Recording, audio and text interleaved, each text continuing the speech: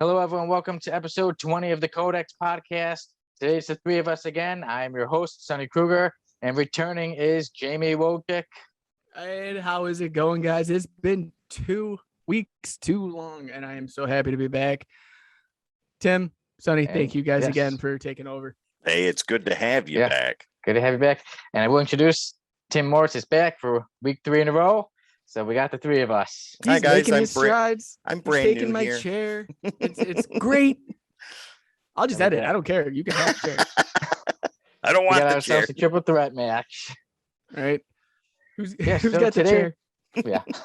We may have the steel chairs. I got one somewhere. Oh, right Steel next to me. chairs are illegal I now. gotta- You can't use yeah. them. Yeah. But yeah, today we will finally be going over Deadpool versus Carnage. We'll be going over the topic of the week since Halloween is in a few days. Have you ever dressed up as a comic book character for Halloween before? We will have our Do You Know, which will be the three of us this time. Not just me and Jamie, not just me and Tim, not just Tim and Jamie, all three of us. And we'll see how that goes. Hopefully better than last week went for me. Oh, I hope it goes the same. I'm You guys are learning. going to hate my I'm learning. questions. I already hate questions. Well, Like, you're going to really hate these ones. I'm 'cause they're horrible hard. at tests. But before we get on to anything, obviously we have our works, which we're very excited to talk about. But something that meant a lot to me, and I said, guys, I really like to speak about it, is October is Bully Prevention Month. So bullying is something that most people pretty much just go through in life. And well, we're comic book fans, and most comic book fans got to deal with people talking trash, Mm. things like that. So what I wanted to speak out is that a lot of times I'd say people say, hey, just don't worry about it. But I'd say, let's say to bullies. A lot of times people who bully and they say jokes and they mess with people. And a lot of times they just think it's funny for maybe 5 minutes. Maybe to them, they thought it was funny for 5 minutes. But sometimes what you don't realize is that those who you made fun of, maybe they don't take it as just a joke for 5 minutes. Maybe they remember that for years down the road and it really hurts them. And while you think it's something funny really quick, I don't really think you really want to hurt somebody that bad. And unfortunately now, suicide is really gone up, even in kids. And it's sad when anybody commits suicide, but I truly think you don't want to say a joke and for your joke to cause somebody to end their life, to cause somebody heartbreak and pain. Everybody knows and has dealt with heartbreak and pain. And I don't think you truly want to do something that would cause so many people such hard times. And then for those who do get bullied, everyone's been through it. Everyone's had their chops busted and has been the butt end of the jokes a lot. And then sometimes it's easy to say, hey, just don't worry about it. But it's hard to not think about things when something's on your mind, when somebody's gotten you really good, or just really put you down and hurt your feelings. But life does go on and you will continue on. And if you're in school, grammar school is not forever, middle school is not forever, high school is not forever. Time will go on, your life will change, you'll move on, and that will become a part of your past. And I think the best thing you can do is the best thing you can do to win when somebody's gotten you or made fun of you or even maybe beat you up or stole your money or something is to go on in life and to do what makes you happy, to be successful. And that person who was messing with you, they're not really going to go far. And 20 years down the road, they'll still be saying, oh, 20 years ago, I was king of high school or something. While you could have fun, you could say, I'm going on vacation. You could say, I'm excited for a new comic book coming out. Like me, I love my comics. I love my stuff, whether it's popular, it's not. Do what makes you happy. It's your life and you're in charge of it. So I wish you all the best of luck. And, as we usually say on the show, be kind to each other. Life is too short to put others down, to be mean. Have fun and enjoy your life and be nice to each other. And carry on and have fun. Sonny, that was wonderfully said. And I don't you. think Agreed. that I could have said what you said any better. I was bullied extensively in high school. I know, looking at me now, you wouldn't think so, but in high school, I was bullied constantly. I was in marching band and orchestra band, so I got that there. I had hand-me-down clothes, so add that onto it too. I was very shy, very closed off to everybody except for people that I knew. So put that on there too. And I was into comic books and music that other people weren't into, and things like that. So add all of that onto that. Now, our community, the comic book community, geek culture, nerd culture, and back then those were slang words that were used against us. And now it's pop culture to say things like that. And it's a badge of honor to wear, to say I'm a nerd or I'm a geek or whatever. Our culture, our community can be very open and very welcoming, but it can also be super toxic. And I have seen that firsthand a lot of times. And it's very disappointing to me because for those of us that read Spider-Man with Peter Parker, who was bullied extensively in high school, and those of us that read X-Men, which is an all-inclusive book, or those of us that read Spawn or Shadowhawk or any one of a number of other titles with minority characters. And then those people turn around and say the mean and hurtful and downright disastrous things that come out of their mouths to other people that are fresh or new or coming into the community, and people that are fans of the movies only and don't know squat about the lore of comic books. Let me tell you something, gatekeepers and people like that, neckbeards and things like that, y'all are nasty and y'all are mean and y'all don't deserve to hold the stapled books in your hands because of how hateful and how hurtful you are. Just because some woman walks into a comic book store and she's wearing a Superman t-shirt does not give you the right to stand there and tell you Superman's top 3 villains or what was the first appearance of Lex Luthor. I don't even know that. Nobody cares. The thing is I do. well, I mean, I'm kidding. The thing is that it's wrong. I mean, my stepdaughter, my former stepdaughter, I had to listen to her tell me a story of a kid at school that was saying all these things about Batman that were super duper false, like really wrong. Like this kid didn't do his research or read a comic book at all. And the thing with my stepdaughter at the time, I'm a big comic book guy, and she had a box of comic books and she fell in love with the characters that she fell in love with. And Batman was one of them. And she's sitting there listening to this kid.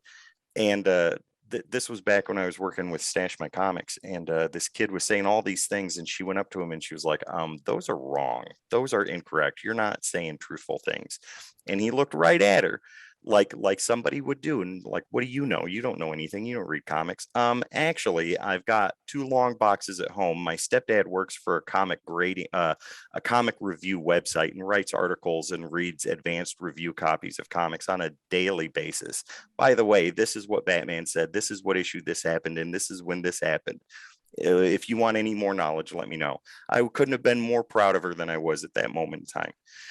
But the thing is that we're supposed to be a welcoming community, right? And if kids are coming in and their favorite characters are Superman or Harley Quinn or Batman or Spider-Man or Wolverine, for the simple fact that they just love the way that they look, or it's a character that resonates with them, it doesn't matter.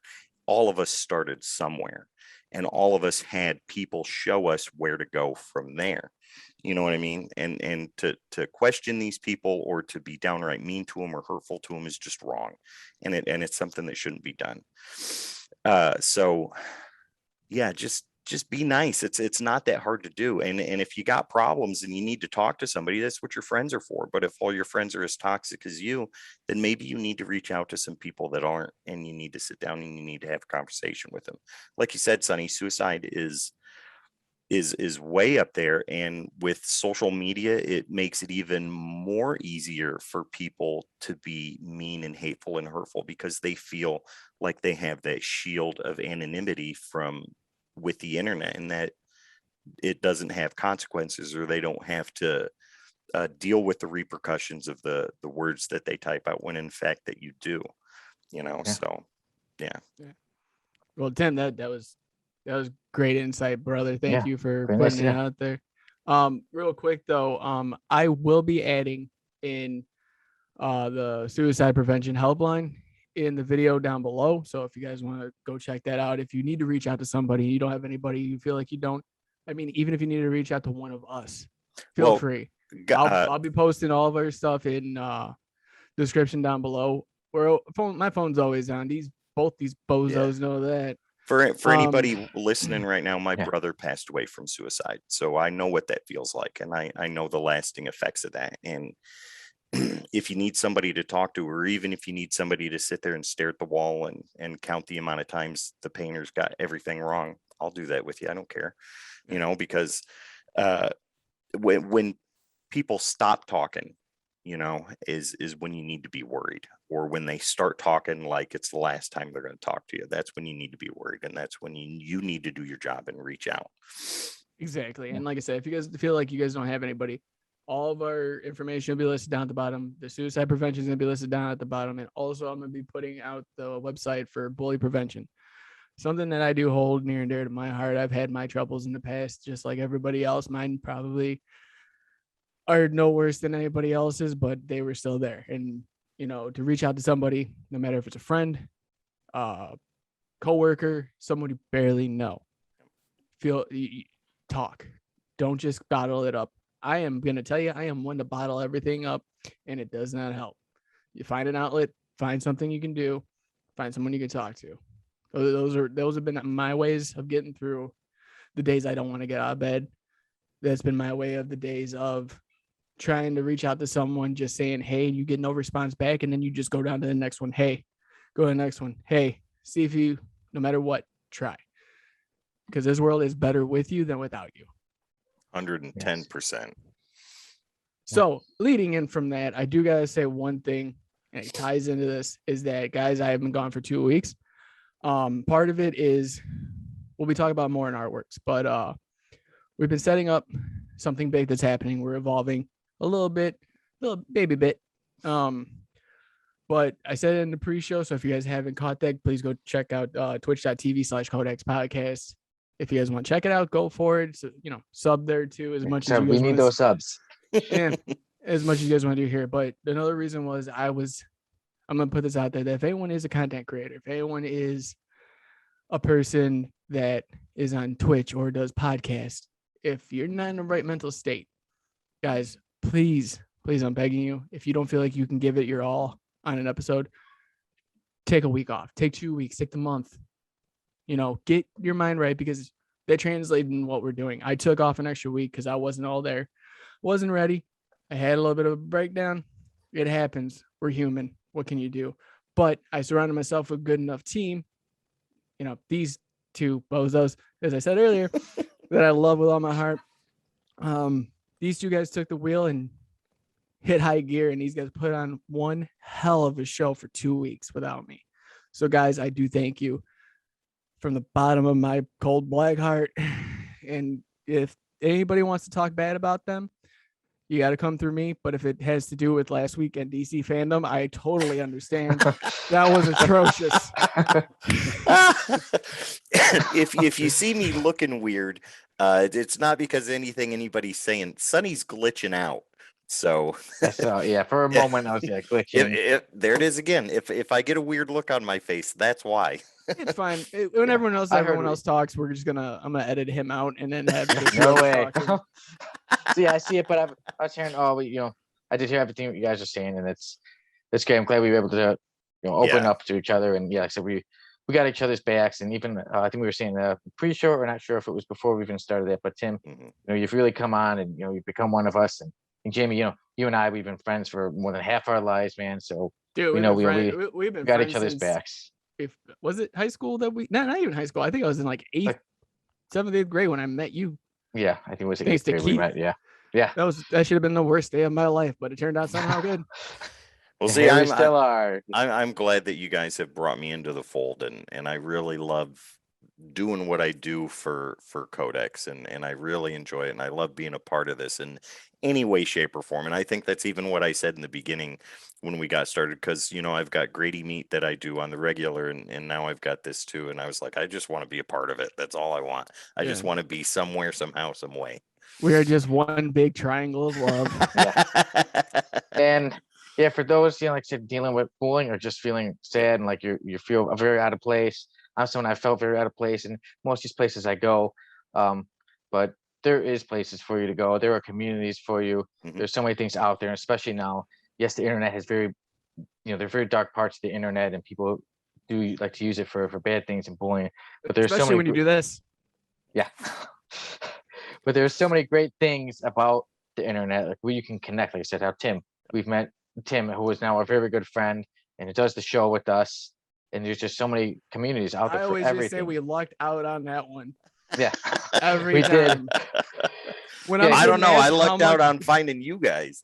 As soon as I got the questions of how much we're getting paid to run your podcast, I was like, oh, there's got to be somebody. Yeah, but like I said, there's somewhere out there. There's comic communities, there's video game communities, there's writing communities, acting. There's everything. Just search through. You're not alone in this world. No, and we hit all of those aspects with this show now. So if you guys want to jump on a game with me, I'll play. If you want to get distracted, I'm in 110%. I'll even buy the game if I don't have it. Let's just go. I am a button masher, so I will lose a lot, but I'm very happy to lose. So Tim's one of those ones that when he loses, he throws it against the TV, and the TV doesn't break, but his self-esteem does. It is bully prevention month, sir. Yes. So apparently we're moving on. Yeah, we have to for that one. Holy smokes. Did you guys miss me? I'm just wondering. That was a 3 count, no shoulders attempting to come up or nothing. Man. No, you're good. As I was saying, it is bully prevention month. We are friends, but we can actually joke like this. Well, yeah. At the end of the day. So if you can find a group like this and just be happy. Like, I know I can reach out to these guys. They can reach out to me. Yeah. My phone's on 24/7. What can I say? All right. Comic book news. There you go. Oh, I think I'm going to take this one, boys. Before I was going to go actually before I was going to go to the comic news, I'm like, Jamie, I feel last week, like I said, we're talking DC Fandom. I feel we should give you your time because I know you were excited for it. You were really excited to talk about everything. So now let's give you time to talk about what you wanted to tell us about what you say we missed on the show last week. Boys. I don't know what else to say, but how can I put this in a nice way? Because it's bully prevention month. Did we let you down?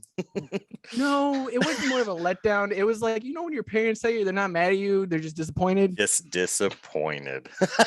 And how that hurts more for some reason. We covered so much. We had like an hour and a half show.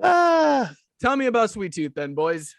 Sweet Tooth is a character from Black Twisted Metal, right? Yeah. The show Sweet Tooth is live action. It is on Netflix and it has human actors.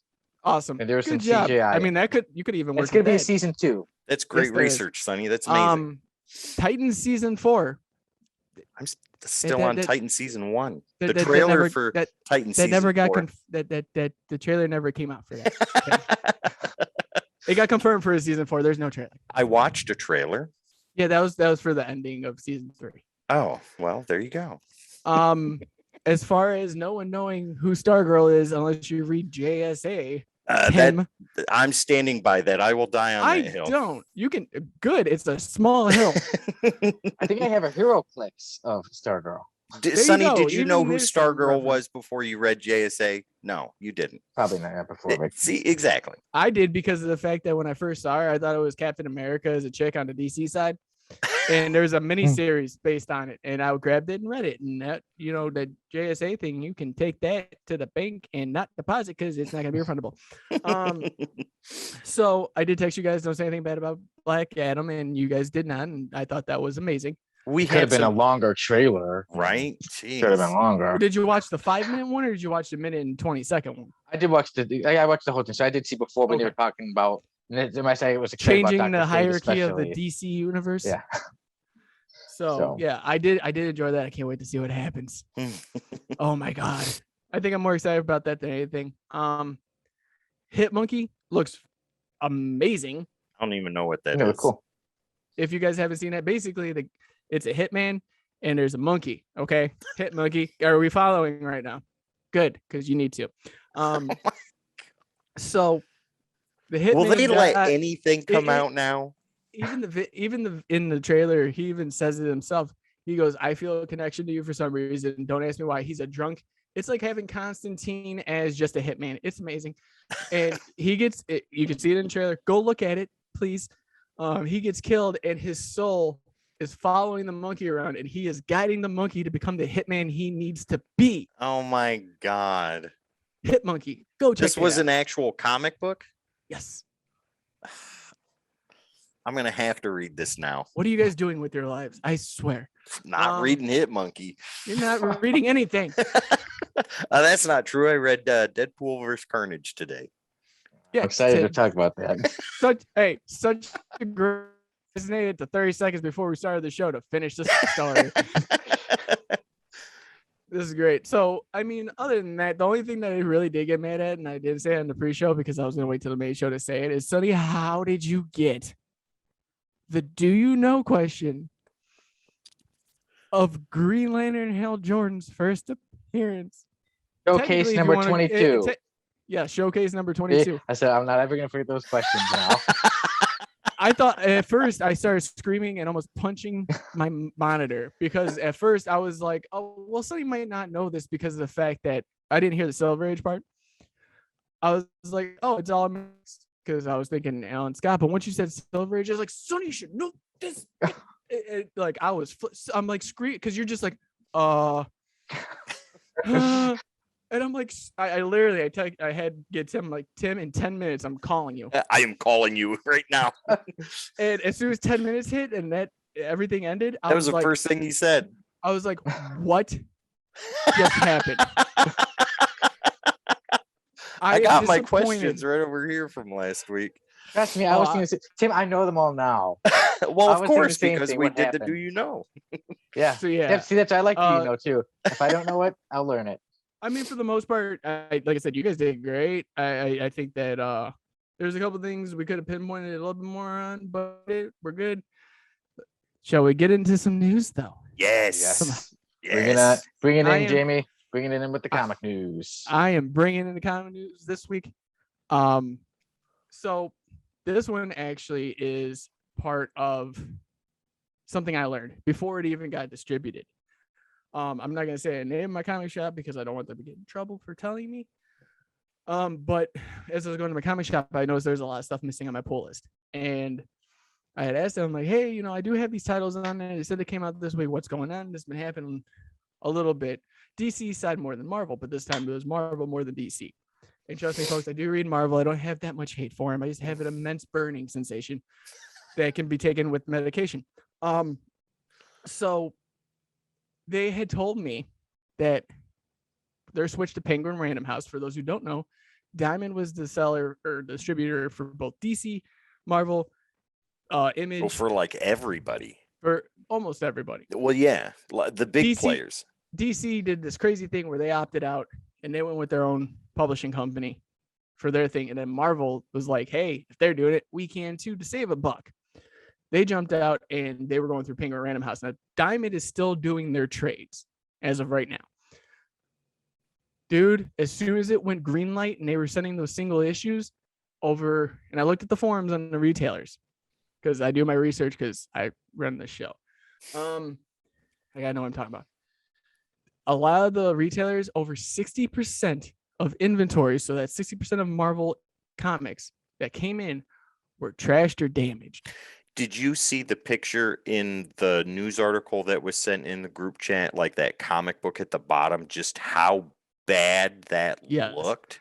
They told me at my comic shop that they basically, like, they don't put any packaging around them. They just fit them into a box that fits the comics, throws them on a truck, and hopes for the best. Well, but it's like Oh, go ahead. No, you're good. Oh, Go well, ahead, 'cause this is it's bigger. like the cardboard boxes that they're using are the same boxes they would ship their books and novels in, and you can't do that with comic books because they're more fragile, and you have to have sturdier protection. Like there's no bubble wrap, there's no styrofoam, There's no room to fit anything in. no, they cram it all into the box as much and in as many as they can. And in that article, it said like a majority of comic shops were reporting 60% or more damaged material that had to be returned that they have to pay for, not the comic shops, but Random House Yeah.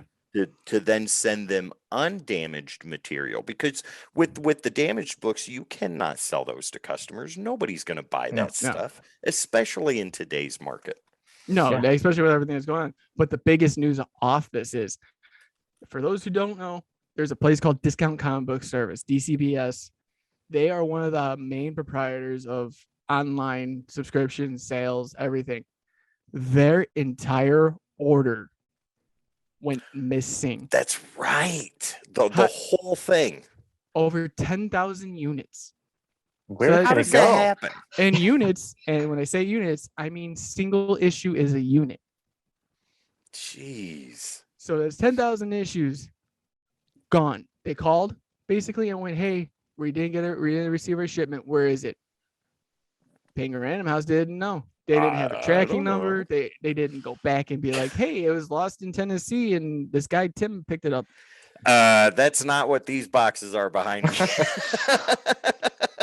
So no, they lost all of it. So now they have to do all of it again and pay for it. That's variant issues, regular direct edition issues, all of that jazz. So there's quite a bit of money lost right there. Yeah, we're gonna be like, where did it go? You know, like where could it just Obviously, suddenly in disappear? somebody to? else's Somewhere, pocket. Yeah. And like I said, when we talking about the boxes, yeah, I saw that they were saying like the boxes, how close together they are. That they said if there's one little bump, the comics get damaged. Like for it to be undamaged, it needs to be perfect. Well, they One showed the bump and they're picture of done. that one box that had the whole side split, and I think the guy said that there was no damage to the books inside, luckily. But all the other people that were reporting and tweeting about that, saying that most of their shipments they couldn't sell, they had to send back, and it's just ridiculous. And going back to that picture of that comic book, it was just this mangled mess of a book that you would see in a 5-year-old's hands, and it was at the bottom of this box, and it looked absolutely horrendous. I still would have bought it out of 25-cent bin. For a good laugh to bring up. Right. Hey, this is that comic we talked about on the Codex podcast. Milestone episode 20. Right. That's the one we'll be reviewing and doing a decoding panels episode on. Wow.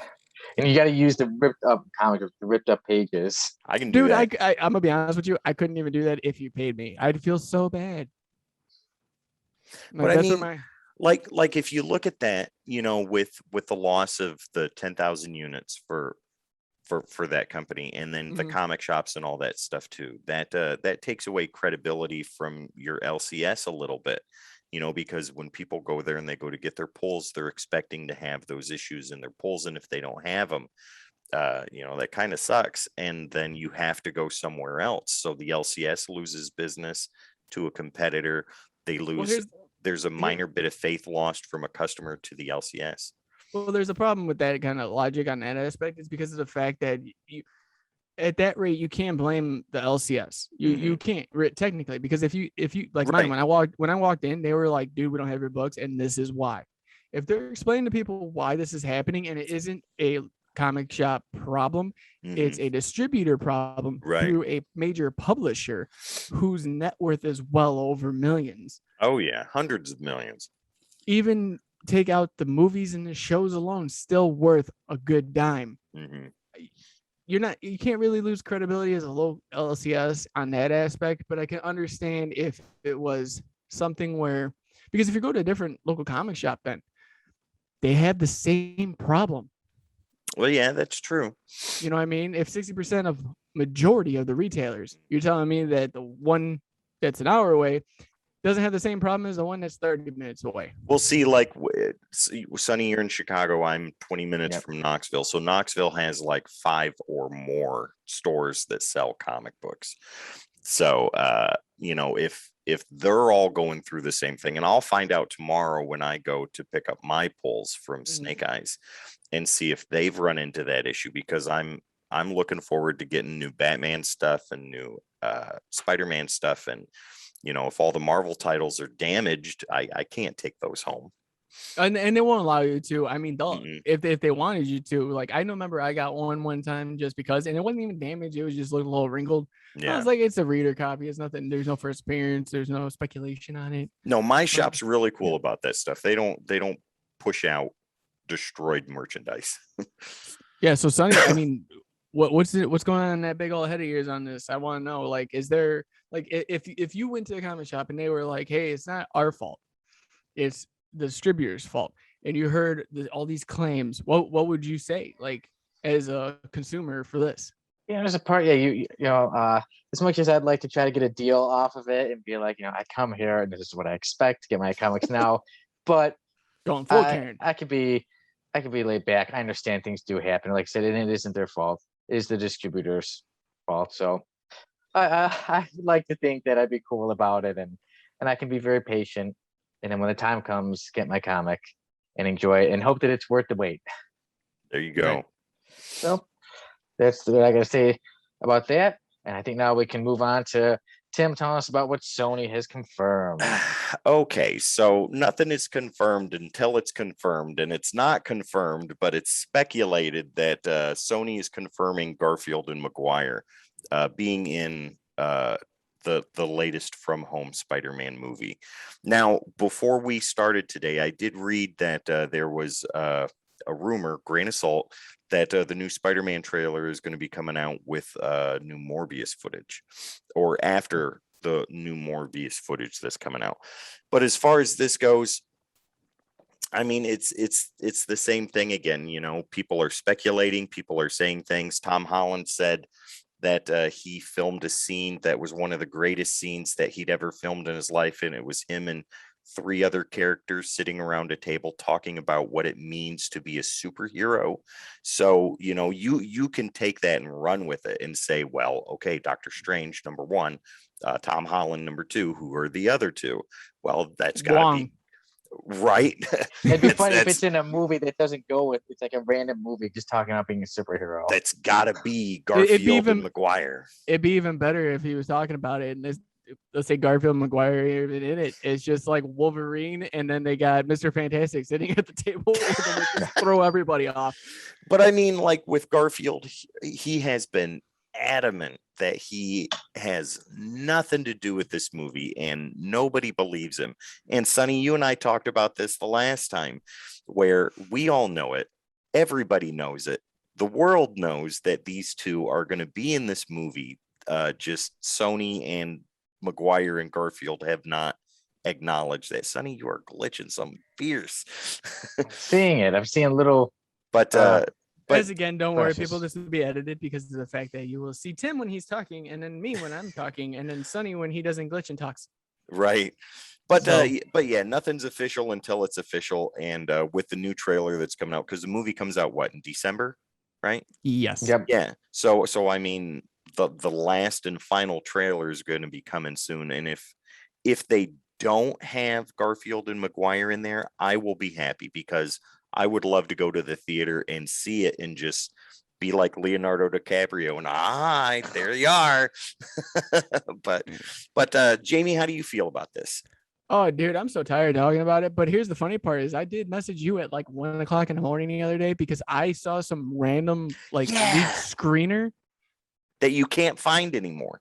No, that got taken down like Anthrax did after 9/11. It was just gone. What was in the screener? Because you glossed over it a little bit in text. So basically what I saw, and I don't know what this was. It wasn't a dream. I was wide awake because I was like, yo, Tim, dude, see if you can find this. Yeah. It's supposed to be our Dreamland segment. It was fever dreams. Just like a dream, it goes away, just like Dreamland. So what was in it was it started off with what do you call it? Green Goblin, Goblin Ball kind of rolling down the street. You seen Doc Ock come out. He's talking to Peter. Peter's got the what do you call it? Iron Spider suit on. And he's running away, but then you see someone swing in the background.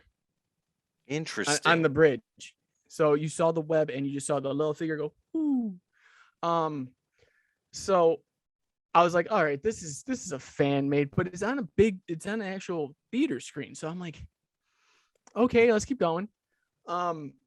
So then there's a part where you see Doctor Strange walk out and he's doing his whole thing that he does every Portal. And then Tom Holland pops out. Well, then you just see the mask of both Spider-Man, the Sam Raimi suit, and then you see the Amazing Spider-Man suit, just the mask pop out from behind them. Interesting. And then you just see Tom Holland and both of them look back and it cuts and all you hear is, you guys ready to do this? So fast forward a little bit. I'm like, this can't be real. Remember that leak footage that Andrew Garfield said he was in? Was it Jimmy Kimmel show? With him on the scaffolding and the green screen behind with Maguire's hand. That said that it was not part of anything. That got deleted. That was full in the trailer. that had him ripping off the mask, everything blown away, and him reaching out for him. That's amazing. See, and I was like, and the funny thing is to me about this whole thing, look, I don't care if they're in it, like I do, but if they aren't, no big deal. I hope so. But the point I'm trying to make here and get across is that we've been hearing about it. It's always been it's like the ScarJo thing for me. I'm tired of talking about this. I was just thinking, it's just like that. It's like something new comes out every week about this. Yeah, and it's fine. It's cool. I'm gonna cover it because hey, let's get some clicks on this. But to me, it's gonna be great to see the characters if they come back. My problem lies in how oversaturated is this gonna be now? You think it's turning into a Spider-Man 3? Why is this turning into Endgame? Why is this got so many characters, so many hills? If they're fighting the Sinister Six, awesome. That's a good reason to have it. And it seems like it's going that way, but I could be wrong, but I could be right also. And I don't care that I am or not. I just want to see it. But the biggest problem for me in this whole ordeal, how come Tom Holland hasn't leaked anything yet? Probably because he has a red dot on his forehead when he walks around in public. Because everything besides Endgame, right? He has put out a leak in some way, shape, or form. Whether it was something behind him, something in front of him talking about something, and then saying, "I shouldn't have said that." Have you guys seen a press conference or an interview with him yet about the new movie? Because I haven't, and I've looked him up. I bet they told him flat out he's not allowed to.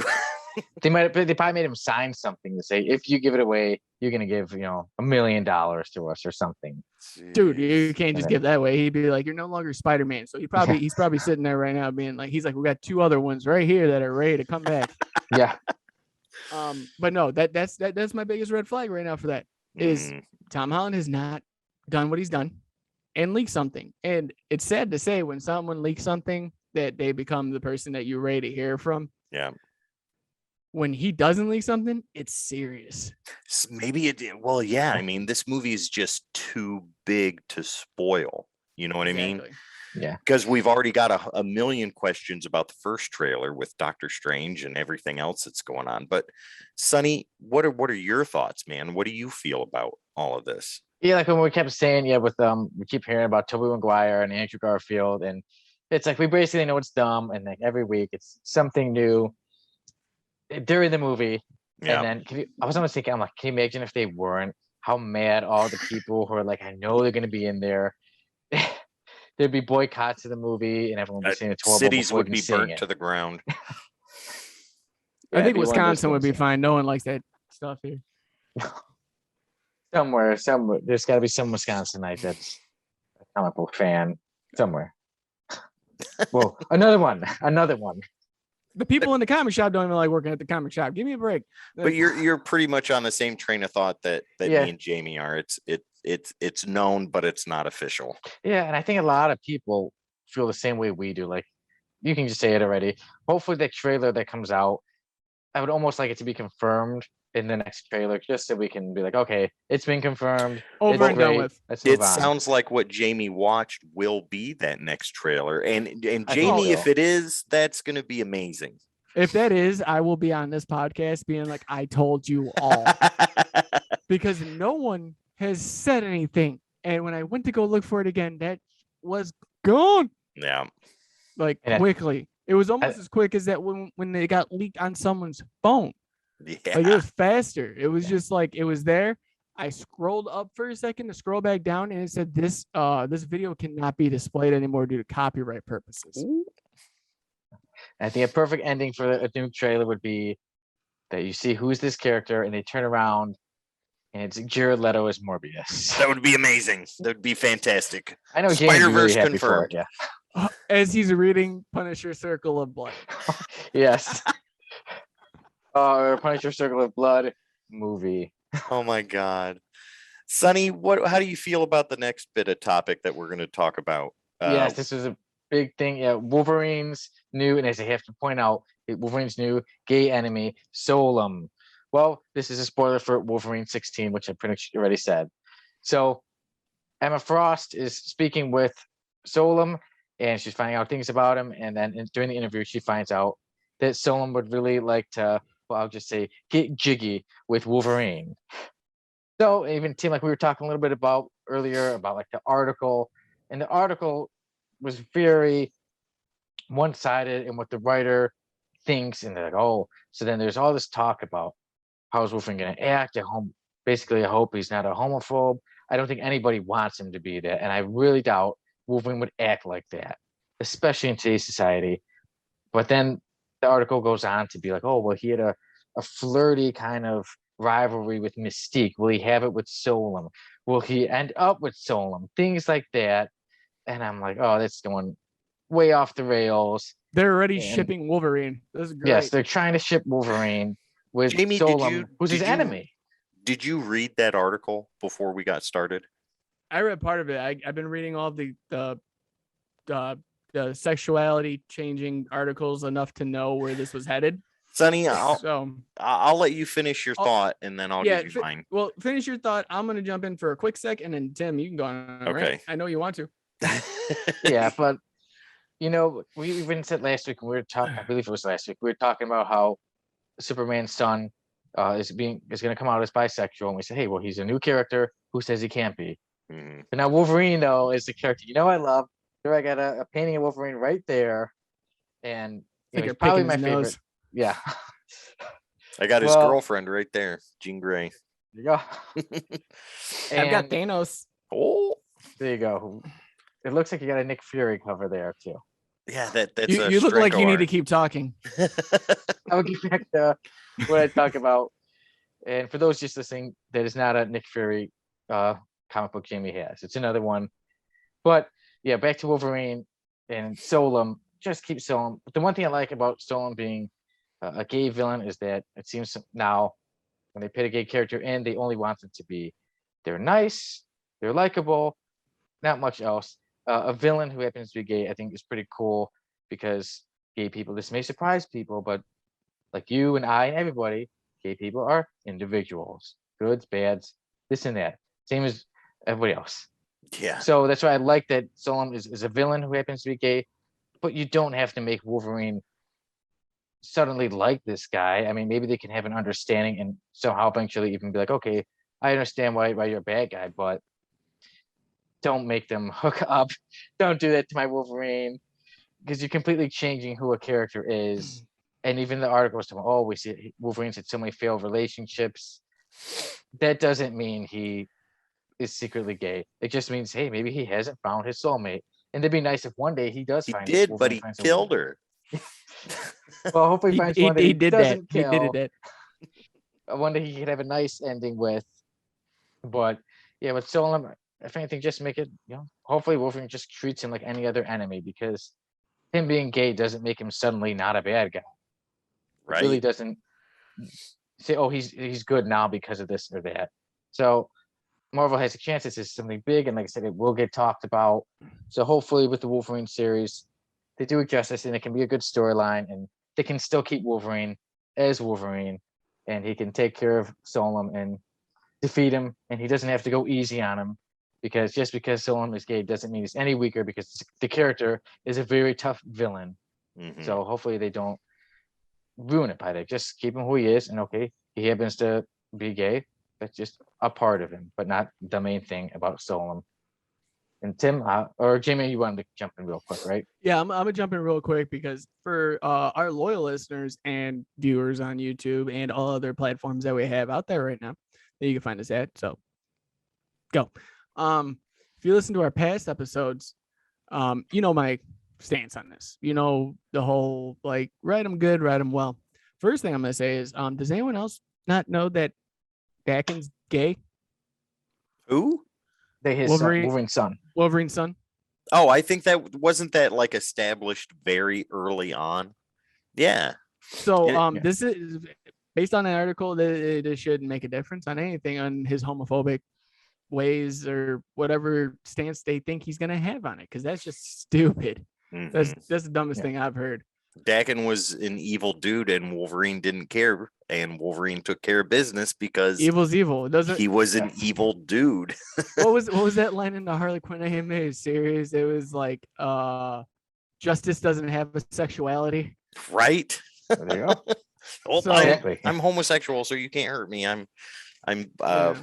super awesome and super good. Well, no, you're evil. You're killing mass populations of people and puppies. You have to go. Yeah. And as far as this going into the LGBTQ, good. I like this fact that we have a character that is brand new. We don't have you're not changing anything on it because they don't know anything about him. You know, we just literally had, what was it, like 3 weeks ago? Star-Lord turned out to be bisexual with Nova, and they pronounced their love for each other and then got canceled. Wow, good job, Marvel. I'm really happy for you guys. During Jonathan Kent, who primarily isn't really a new character, I want to say, but at the same time, newer in the spotlight of it all. Same thing with Tim Drake. Tim Drake had the same problem. Tim Drake's been around forever. Although it's like the Rugrats with the Bat Family. Let's just put it that way. They never age after 70 years. It's like more like the Simpsons too. But you know, they're taking a new character. They're already establishing a backstory. They already established, the sexuality. Good. Write it. Do it justice. Don't ship characters. Don't say Wolverine's homophobic. He beat the out of his son because he just was evil, not because he liked something different. Mm-hmm. And that's the stance I got on it right now because of the fact that they're finally kind of listening. Now, I know they're not listening to us, but they're listening. Well, yeah. And it's good to see, but stop just taking main characters and retconning them and then making them different sexuality to boost sales when you're not going to write about them.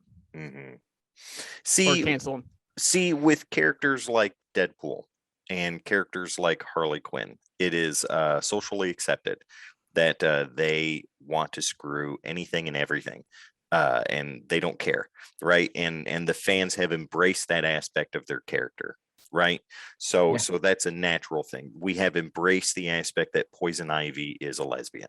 We have embraced the aspect that North Star is gay. And we're okay with that as comic book fans because it was a natural progression. It was a progression. Wait, North Star is gay? Well, sorry to break it to you, buddy. He is so happy all the time. But it was something that we saw coming a mile away. And when it was announced in the comic books, we were like, right on, that's cool. That's awesome. That's great. He's still a great character. She's still a great character. They are still a great character. And I will continue to read the stories. Yeah. Now with this, Solemn. It was said in the article too, the 1/4 of the article that actually had to do with news, It said that Solemn, when he was speaking with Emma Frost, said that in addition to wanting to do the horizontal mambo with Wolverine, he also wanted to do that to literally everything. So I don't think that Solemn is specifically gay so much as he is just overtly sex crazed, and just wants to do nasty things with whoever he can get his hands on, Wolverine being one of them and the focus of his attention currently. Now, the other 3/4 of the article, written by Joshua Perttunen, Perttunen. I don't know he's how to pronounce his spelling name. this. He's serious. Yeah. Dude, the other 3/4 of that article were total speculation and hope on your end for what you wanted. And you're saying that Marvel has an opportunity right now because Wolverine is known as the quintessential alpha male. Well, yeah, because that's the type of character he is. And you wanted to bring up the fact of him growing up in the 1800s, and using that as a weapon against the character, saying that I hope Wolverine doesn't treat people of different sexualities the way that people back in the 1800s did. Well, guess what? Wolverine is Canadian. He's part of the Yeah, that right X-Men. there alone ruins it. He's part of the X-Men, part of a group of individuals that have been ridiculed in the Marvel universe for who they are. So right off the bat, you don't know what you're talking about, and you don't know what character you're reporting news on. And if you claim to, you obviously don't, because of the way that you worded that article. Wolverine as a person has shown time and time and time again how tolerant he is and how respectful he is and how compassionate and empathetic he is of individuals of any race, sex, gender, religion, or whatever the case may be. Wolverine's whole mind frame is if you do him right, he's going to do you right. But if you do him wrong, he's the best there is at what he does, and what he does ain't very good. You know what I mean? There's a whole reason for that. Wolverine's not a super duper hard ass, but he can be, and he will be if he has to. And it doesn't matter the sexual orientation. And that goes back to Dakin, right? So with the article that was written, you're saying that now Marvel has an opportunity to show that Wolverine has tolerance. Well, I don't need to repeat myself. You can just rewind about 45 seconds and hear what I said again. Because if you don't know the character you're reporting on, then you have no business reporting on the character and speculating about what the character could or should or may be doing and what's going on in their mind. Number one, it's fiction. Number two, the character doesn't exist. Number three, it's up to the writer and finally the editor at Marvel to decide what gets printed on paper. And what you want and what you hope to see will not be there. So you might as well remove that. Joshua, that article was complete garbage, and 1/4 of it was what was supposed to be there, and the 3/4 of it was nonsense. And it just made me mad because you're sitting there and you're putting these expectations on a character that has been established for over 30 years. You know what I mean? And the character already has rich history, and the character already has established things and ways and motivations, right? Wolverine's not a nice dude. He tried to ruin a relationship with Cyclops and Jean Grey. He killed the woman of his dreams and so on and so forth. So, Solemn's going to be another villain in Wolverine's history, and when this event is over, it'll be over, and Solemn won't be used for a long time, so it's not even going to matter. Okay, Tim, I got one thing to say to you. Sure. Inhale. Inhale? Inhale. Like, breathe, dude. Oh, okay. You're red. It just makes me mad when people do stuff like that. Like, report the news. Take a sip of your watermelon juice. I will, in my Spider-Man cup. Yes, and please imagine your shirt. It's a good advertising right there. Breathe. You did great. Report the news. Good. Tell me it's speculation in the beginning. Yeah, right. Speaking of speculation, I got something for you guys that is not speculation, and it has been Oh, yeah. confirmed, approved, and not denied because that would make no sense. One of one of my comeback actors of the year, or well, the past couple of years. Coolest dude this side of Encino. Yes. Coming back from Doom Patrol as Robot Man, Brendan Fraser is confirmed to be a villain in Batgirl. Oh my god, I am so excited. He's playing Firefly. Yeah. And I think that's the perfect role for him. It's a character that's never been taken seriously in the comics before. It's someone that's been like one of those, I'm at the bar with no name kind of people. And they just don't really do anything with them. Unless they need just someone to beat up on for, villain of the week type thing. It's great to see him as part of that. One of my favorite things, I think I don't know if you guys covered it when I sent it to you in the last 2 weeks, but did you guys cover the J.K. Simmons is confirmed to be the father for this Batgirl? So now it ties into the DCU. Oh yeah, he's coming back as Gordon. Yes, he's coming back as Gordon. So now that's one of the things me and Sonny talked about in a previous episode, which I'll find and link below. I thought that was the way to go about it, and that's what they did, because if they didn't, it'd make no sense. You'd basically taken DCU way of completely. Right. But yeah, no, Brendan Fraser's portrayal as Robot Man has been the greatest thing on earth right now. Hearing that man like screams, I can't say it on our show because we're a PG-13 show. But the things he says and the people he's doing things to, even if it's hurtful or not, I didn't think he'd do. And he just portrays the character so well, and I want to see what he does with this character now that's on HBO Max. Same thing as Doom Patrol, by the way. Go check that out. It's going into season 3. 3. Which I obviously can tell you right now that these two haven't watched yet. So I'm still on episode 1 of Titans. Yeah, right. Oh, still on episode. He hasn't gotten past the credits, like the opening. I'm working on Squid Game right now, so I lost all respect for you. So for me, that's a knock out of the park. He still runs within it with Robot Man. It'd be cool to see something where it's like Doom Patrol runs into Batgirl, but it's kind of hard because Titans already has a Batgirl, and Titans is linked with Doom Patrol. Yeah. It doesn't matter. It's been out. You haven't watched it. It's not my problem. Just because some people here do their research. I have been staying away from all news about Titans so I can go into this fresh. Well, you're about 3 years too late. I guess so. It's hard to do in today's age. That's true. Yeah. You guys want to find out from social media or me? You. Yeah. I'll tell you what I really thought of it too. So, but yeah, as far as this goes, I see good things for this. I hope he's the villain the entire series. I don't need no one and done with this, because if he portrays himself as it is Robot Man, as his character, oh my God, I am going to lose my ever loving DC mind. Now with Batgirl, that's going to be a movie and not a show, right? Or is it going to be a show? Did they confirm? I thought it was a series at first. It's a series about a Batgirl series or something like that. Sonny was telling me.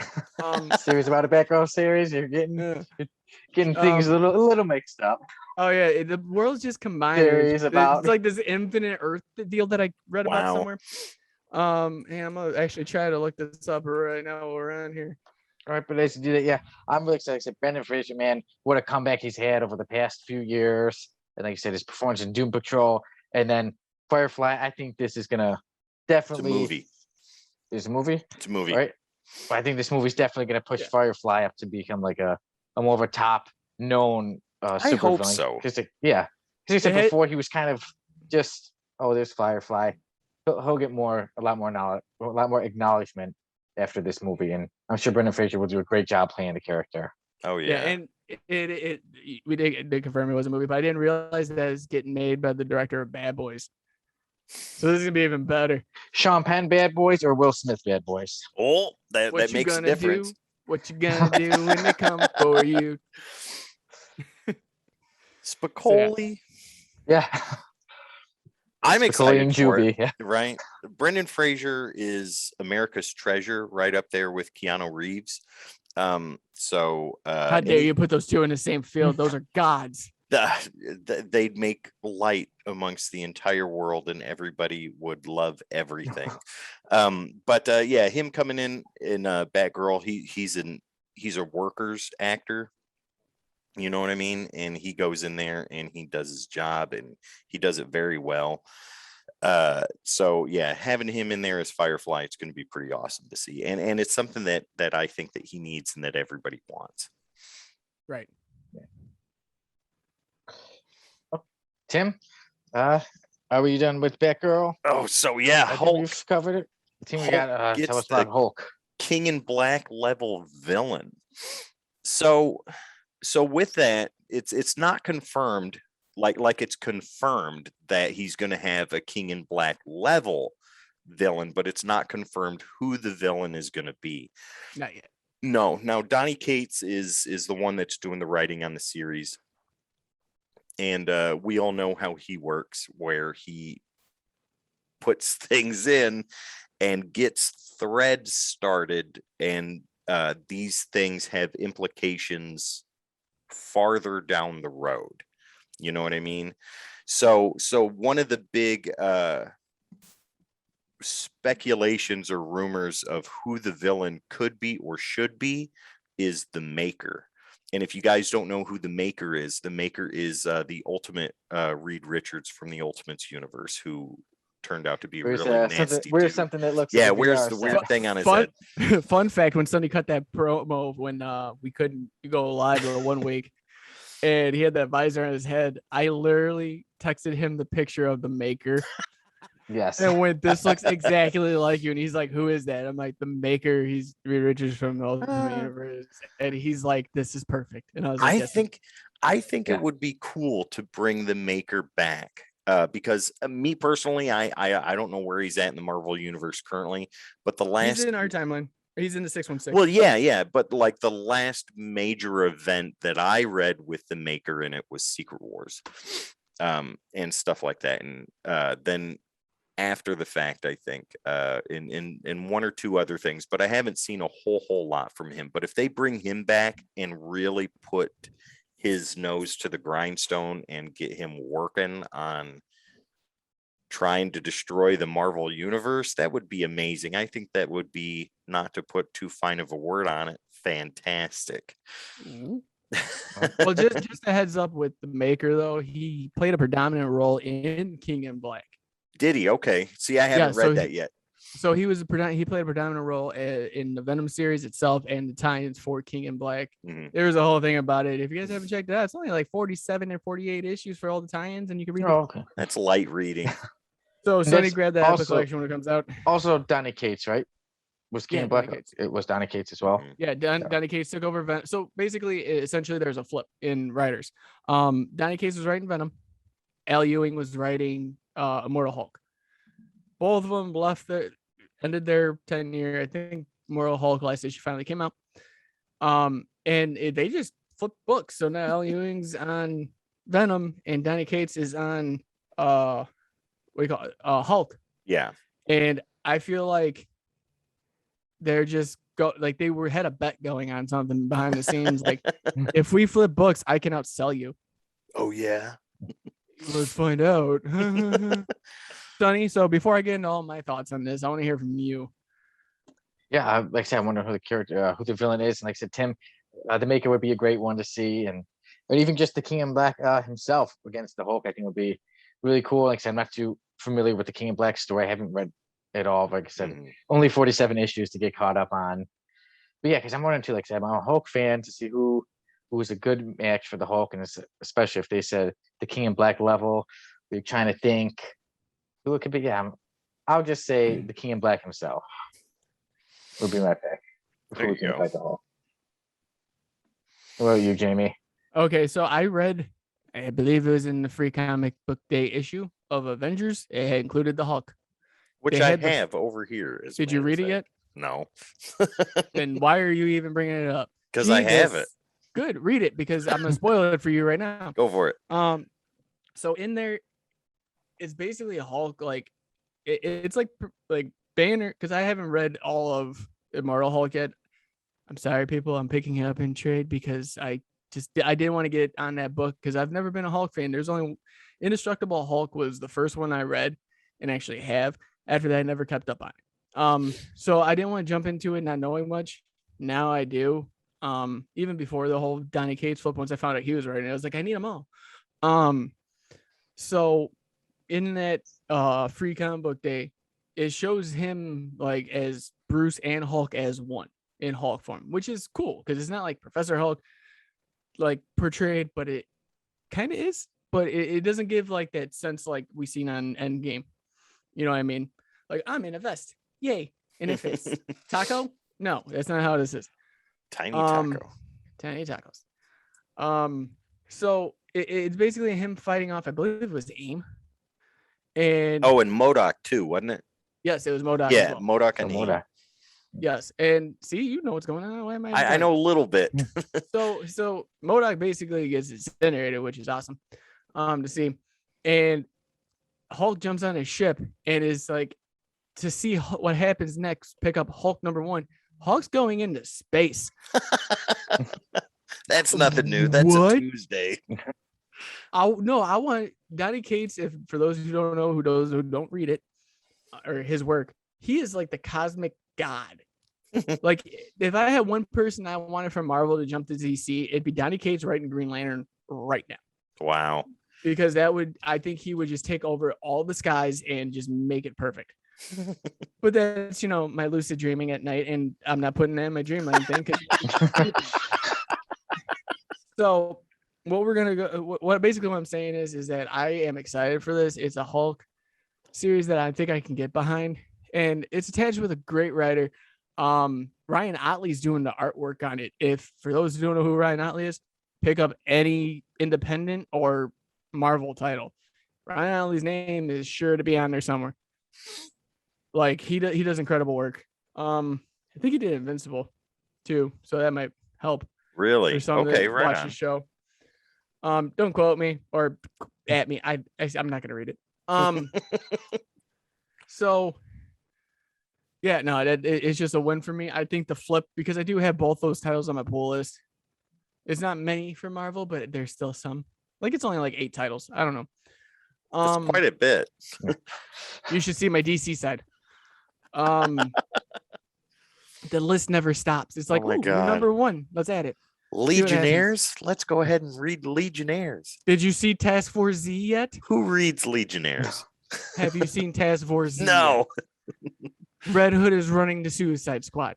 Yes, please. Added. I don't want to hear a word out of any of you for the rest of the day. God. Well, it sounds cool. It sounds good. Yeah. So no, I'm excited. I'm ready. As far as the King in Black level event, if anyone can do events, it's Donny Cates. Oh, and, yeah.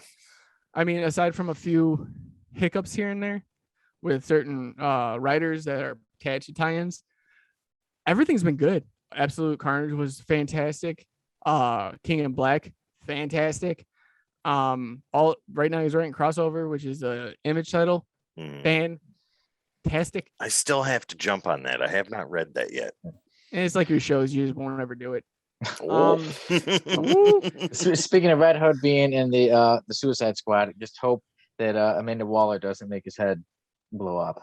Won't be the first time his head's just kind of like blown up with something.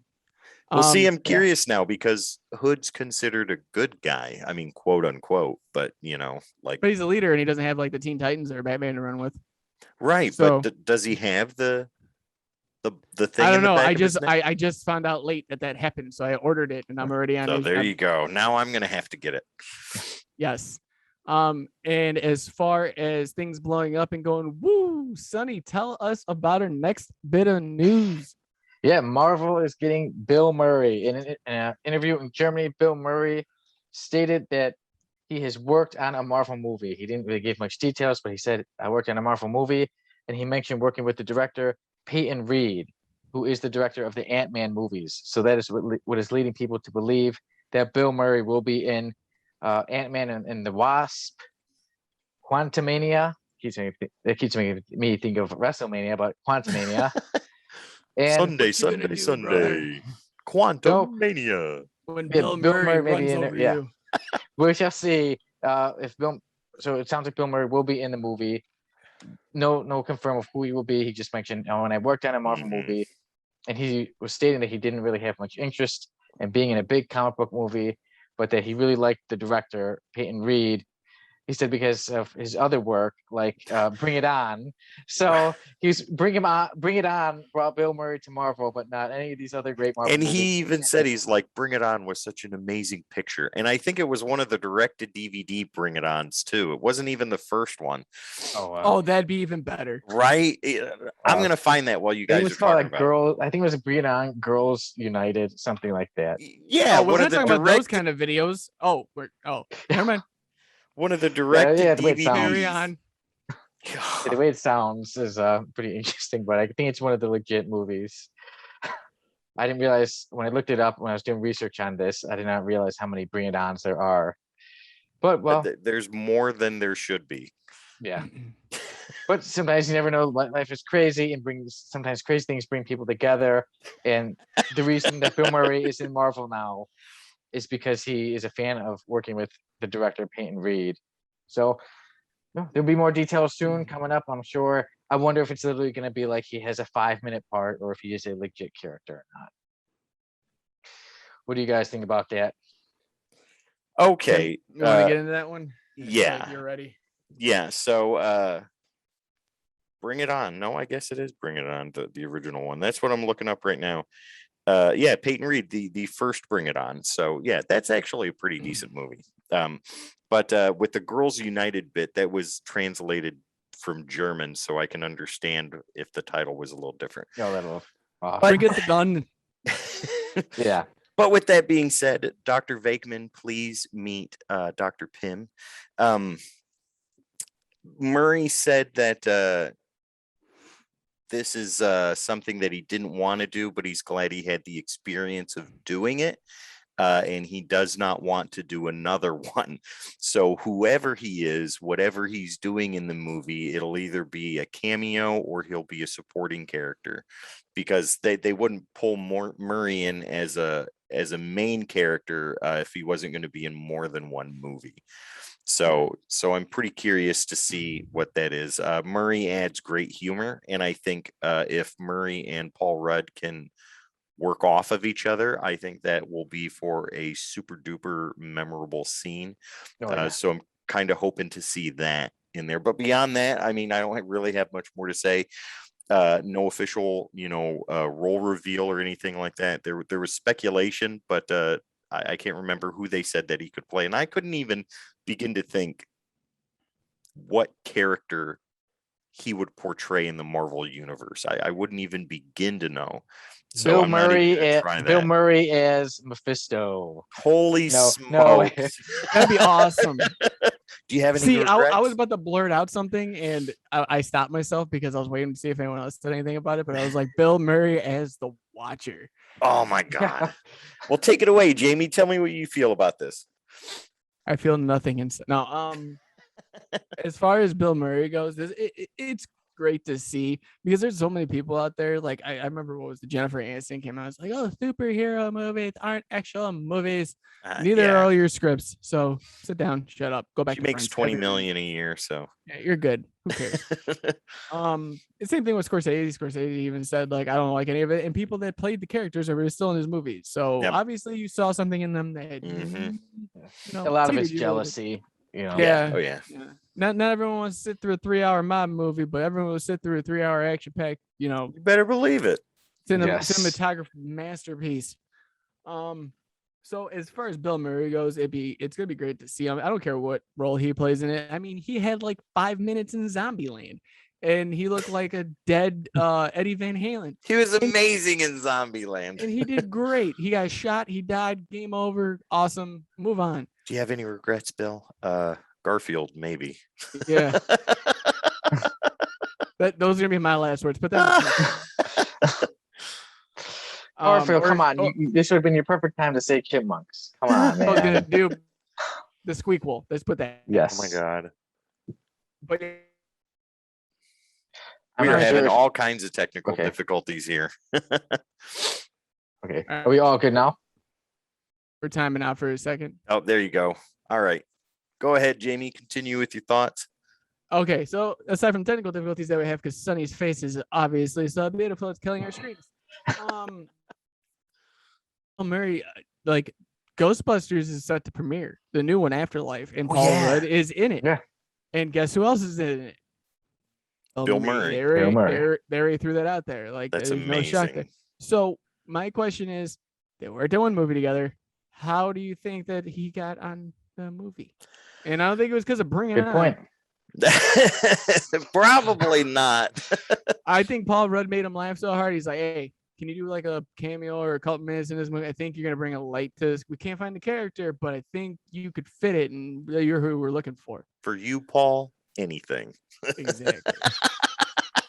So, yeah, Bill Murray is just, he can literally fit anywhere, even if it's not even a comedic role.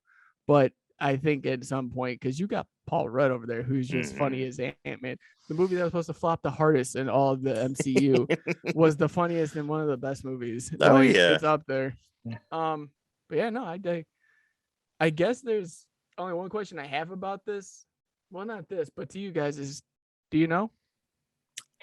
Do you know? I'm ready, but I may say, are you guys ready for a break? Because I need to jump away. Okay, so guys, as Sonny comes back from relieving his bladder for the 37th time in the show, you just haven't seen it. Because he's been glitching out. Yeah, for Spotify listeners, just know that if you heard the sound of that was Sonny. I'm drinking water as you see. And it's coming out as a liquid form too. We understand. It's okay. So for this segment of Do You Know, we got a little bit something different, a little bit something special. It is all three of us going on. But the way we're formatting it today is this. So who is taking the first question? It's in the show notes, Sonny. Like I think Sonny's gonna start us off, and then we just work around from there. Yeah. So what's gonna happen is, Sonny's gonna start us off on this one. He's gonna ask me and Tim a question. Me and Tim are both gonna. If Tim answers first, I still have to answer. Sonny can't say if Tim's right before I answer. We both have to give the same one, and then Sonny will let us know who got it right. I'm keeping track of the points too. That's good. We need that in today's world. So it's gonna go Sonny first. Give Ari a treat. She is not getting a treat. She does not deserve one right now because she's she should not be barking on her. Yeah, she's interrupting. Go give that dog a treat. Nope. Okay, fine. You win. She'll wait. So it's gonna go Sonny, then me, then Tim, 3 times. Yep. We all got 3 questions, right? You guys gonna change the format while I was waiting? Okay. Yeah. All good. All ready. My questions are gonna take you to school. That's what I'm doing. I'm giving you guys a history lesson today, and it's all because of Deadpool and Carnage. Great. So good. Sonny, if you want to take it away, brother, do you know? All right. Do you guys know? All right. For question number 1, and we're going very back. We're going back, taking a time machine to olden times before all our times. So, do you know who the first Hispanic hero was to appear in comic books? I'm gonna say Zorro. Well, if it was Marvel, I would go along the lines of like the first big hit. Nah, I don't know. Yeah, I'm saying Zorro. I honestly don't know this one. I'm gonna go with Diablo from DC from Suicide Squad. That one I don't. I want to say something different, but I know I'm wrong, so I'm gonna go with that. Okay, and Tim, you are correct. It is Zorro. That's 1 point for me. I should have picked that one. So yeah, Zorro has appeared in his first appearance was in 1919, but he was in Hope magazines for many years, and then first started appearing in comic books in the 1940s. So Zorro is the first Hispanic hero in comic books. All right, Jamie, I think it's your turn, sir. Yes, it is. So, guys, do you know who does Dick Grayson take the name of Nightwing in honor of? He takes the name in honor of the Winged Knight, who was a superhero for 1 day and 1 day only. And I will say he takes it from his father. It would be Superman. Did they talk about Okay. the Teen Titans, right? The Nightwing. Did they talk Like- about it? No, Yeah. I'm talking about in the comics itself, because it was Superman. I believe it was issue 592, which I'm still trying to get, which is expensive. He explains his dick basically that there was this group of Kryptonians known as the Nightwings, and they will watch over the skies at night and protect the cities of Krypton and everything else. So that's where he took that name from and led with it. Even in the new series with Tom Taylor right now, I think it's issue 85. He brings Superman in for a moment to talk to him, and he tells him, he's like, I trust you more than anybody, Supes. Like, he's like, basically took my name from you because I respect you so much. Interesting. And Superman even told him, he's like, no one else should be decorated with that name aside from you. Wow. That's good. That's awesome. Yeah, because what I was referring to, I think in the Teen Titans, the one we went over, the cutest contract, I'm trying to remember if at some point he mentioned something along In that one, in the Superman team, inspiring him. I think you're thinking of Young Justice. Oh, maybe. Might be. Because somewhere I'm thinking of something behind it. But okay. Right, so there we go. Well, all Answers, right. Superman. Let me have you guys pull up your school desks, and I'm going to take you to Mine doesn't school here. move. Well, this if you caught any of the Easter eggs in Deadpool versus Carnage, you'll know. This is about the Comics There Code were eggs? Authority. Oh, there were a lot of them. So, what year did this is a two-parter? So, what year did the Comics Code Authority start, and what year did it finally end? I will say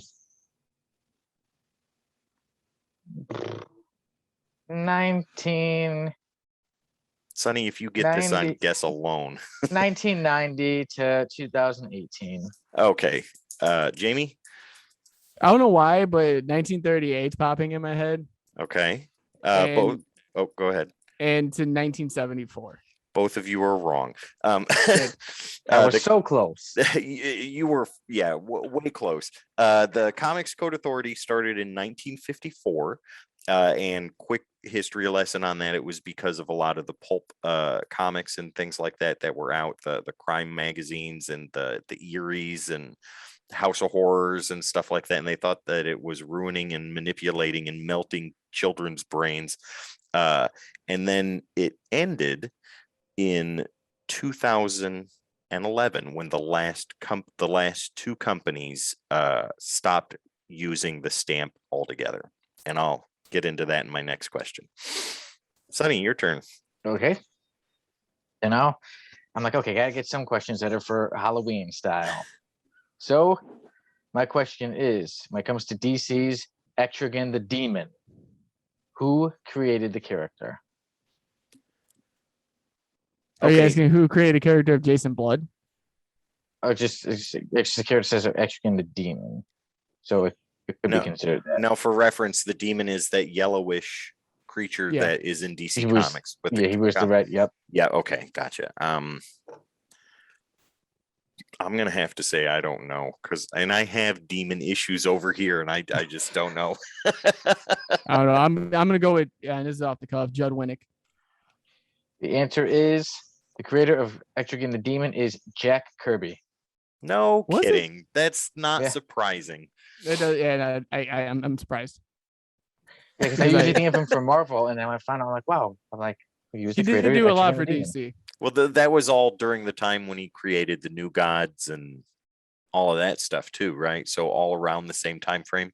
Yeah, because Etrigan the Demon I know was the early 70s. Yeah. Yep. So Okay. Yeah. So, Jamie.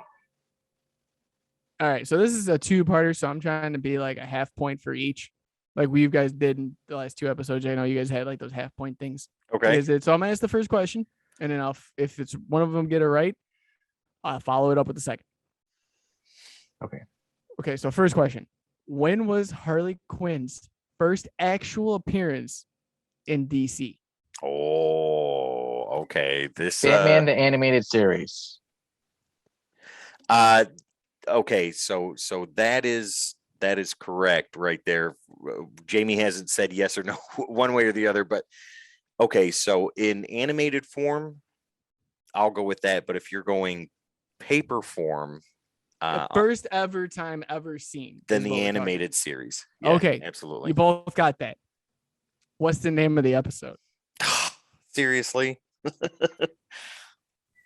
Because this one I know. I was watching it, so I had to pull this one out of my hat tricks. I'm I gonna call wanna it. Oh, I'll let you go, Tim. No, go ahead, man. Go ahead. I'll let you go. I want to say it was the Christmas episode. I can't remember the name of it though, but I want to say that the Christmas episode was the first official appearance of Harley Quinn in. Are you talking animated the form. Christmas episode where Joker's riding the Christmas tree and it shoots off out of Arkham? Yeah. Okay. And I will say Mad Love. No, both wrong. It was called Joker's Favor. That's Joker's when Okay. he brought in all the henchmen and she came in and took out Harvey Dent. Okay. So Remember, we she were was both doing like wrong. all the flips. She's like, "Hey, Mr. J," and then started running after him. It was great. Good time. All right. So half points. So the tally so far is I'm at 1.5. Jamie is at 0, and As I should Sonny, be. and Sonny, you are at half a Yeah, point. don't forget right my now. half. Yeah. There you go. So my number 2, we're staying with the Comics Code Authority. So from the previous question, the last year that the Comics Code Authority was used, 2 companies were the last 2 to do that. Now, what were the names of those 2 companies that stopped using the Comics Code Authority, effectively defuncting the entire thing in 2011? I'm gonna say Marvel and Image. Okay, Jamie? Oh my God. The last 2. Last 2 in 2011. Yeah, see, like, because that's hard. I'm going to go with Valiant and Archie. You're half right. Sonny, you are incorrect, though you were on the right train of thought. So the last 2 in 2011 to use the Comics Code Authority in any way, shape, or form was Archie Comics and DC Comics. Those were the last 2 to do it. Once they quit, now Bongo Comics had quit the year before in 2010. Those were the last 3 bigger companies that were using that. Sonny, Image, I don't believe ever used the Comics Code Authority. I think that was one of their big selling points in the beginning of the company's history, was that they were not bound by the Comics Code Authority to put their comics out or to be censored in any way, shape, or form. But yeah, once DC and Archie finally stopped in 2011, the Comics Code Authority went away. So I do think the Archie. I think they should give Jamie a half point. Yeah. Oh yeah. Half a point for that. Yes. Okay. I got half the question right. So, all right, Sonny, your third question. Okay. What do you got? Last one, and again, since we are in Halloween, I said, okay, let me go with another character. And last week, Tim, you got me with those first appearances. So I said, okay, what is the first appearance of Mephisto? I know this one. I don't know the issue number, but it's a Silver Surfer issue. I want to say 55, but I could be wrong on that, so I'm not gonna commit to that. But I know it was a Silver Surfer issue. Ghost Rider 15. Oh, Tim, it is Silver Surfer 3. I was close. So again, I maybe make a half point. 52 issues off. I was Make a half point. Maybe like a half point because you still got Silver Surfer. Right on. See, I don't. Every time we answer, like, I don't, like, when you said Zora earlier, I wanted to say it, but I was like, see, I don't want to be like I'm stealing someone's answer. You're not stealing my answer. Zorro belongs to everybody. Yeah, except for you and me. Well, all right, and Batman's parents. That's very true too. So we went over this once about who was the first superhero ever created. My question to you guys is, do you know who is the first female superhero ever created? I'm going to say Wonder Woman.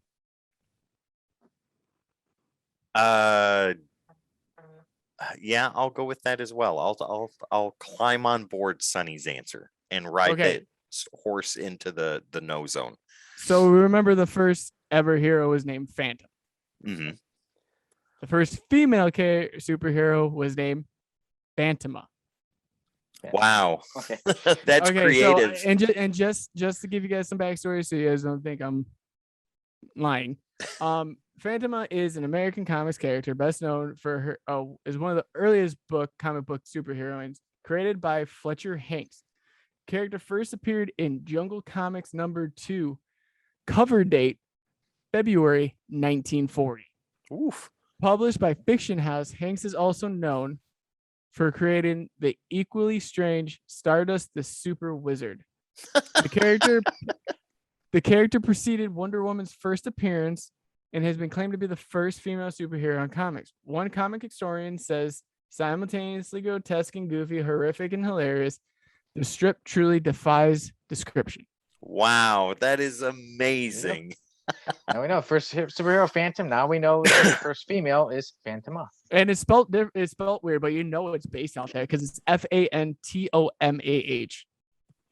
That's amazing. That I can just imagine the writer's room. So what are we going to name this character? Well, we have the Phantom. No, that's too easy, Jim. We got to think up something else. What about Phantom? That's gold. That's amazing. That's fantastic. So Richard, but we changed the beginning of the name. We changed the spelling a little bit. Wonderful. Greatest character ever invented. Question number 3 for me, guys. Tim, come on, man. Jamie, we gotta redeem ourselves. All right. Oh, there's no redeeming me in life or questions. So here's something for you. This is a yes or no.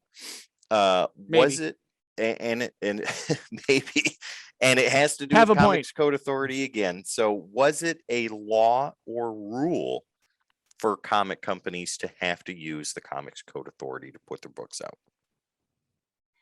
So the question is, That's a law trick or question. rule? No, it's not a trick question. It's a yes or no. Because What- no, some did books out during that. I watched some of the documentary on the Comics Code. Some people were still publishing them. They were just getting fined. Right. So was it a law or a rule that you had to use the Comics Code Authority to publish your books? I'm gonna go with yes. I would say yes. Okay, you both are wrong. The answer is no. Now, with that being said, it was a guideline. It was a series of guidelines that the Comics Code Authority, Like a mandate. well, yes, but it was not if you don't follow these guidelines, you cannot publish your books, because Marvel broke those guidelines with the Spider-Man issues where Harry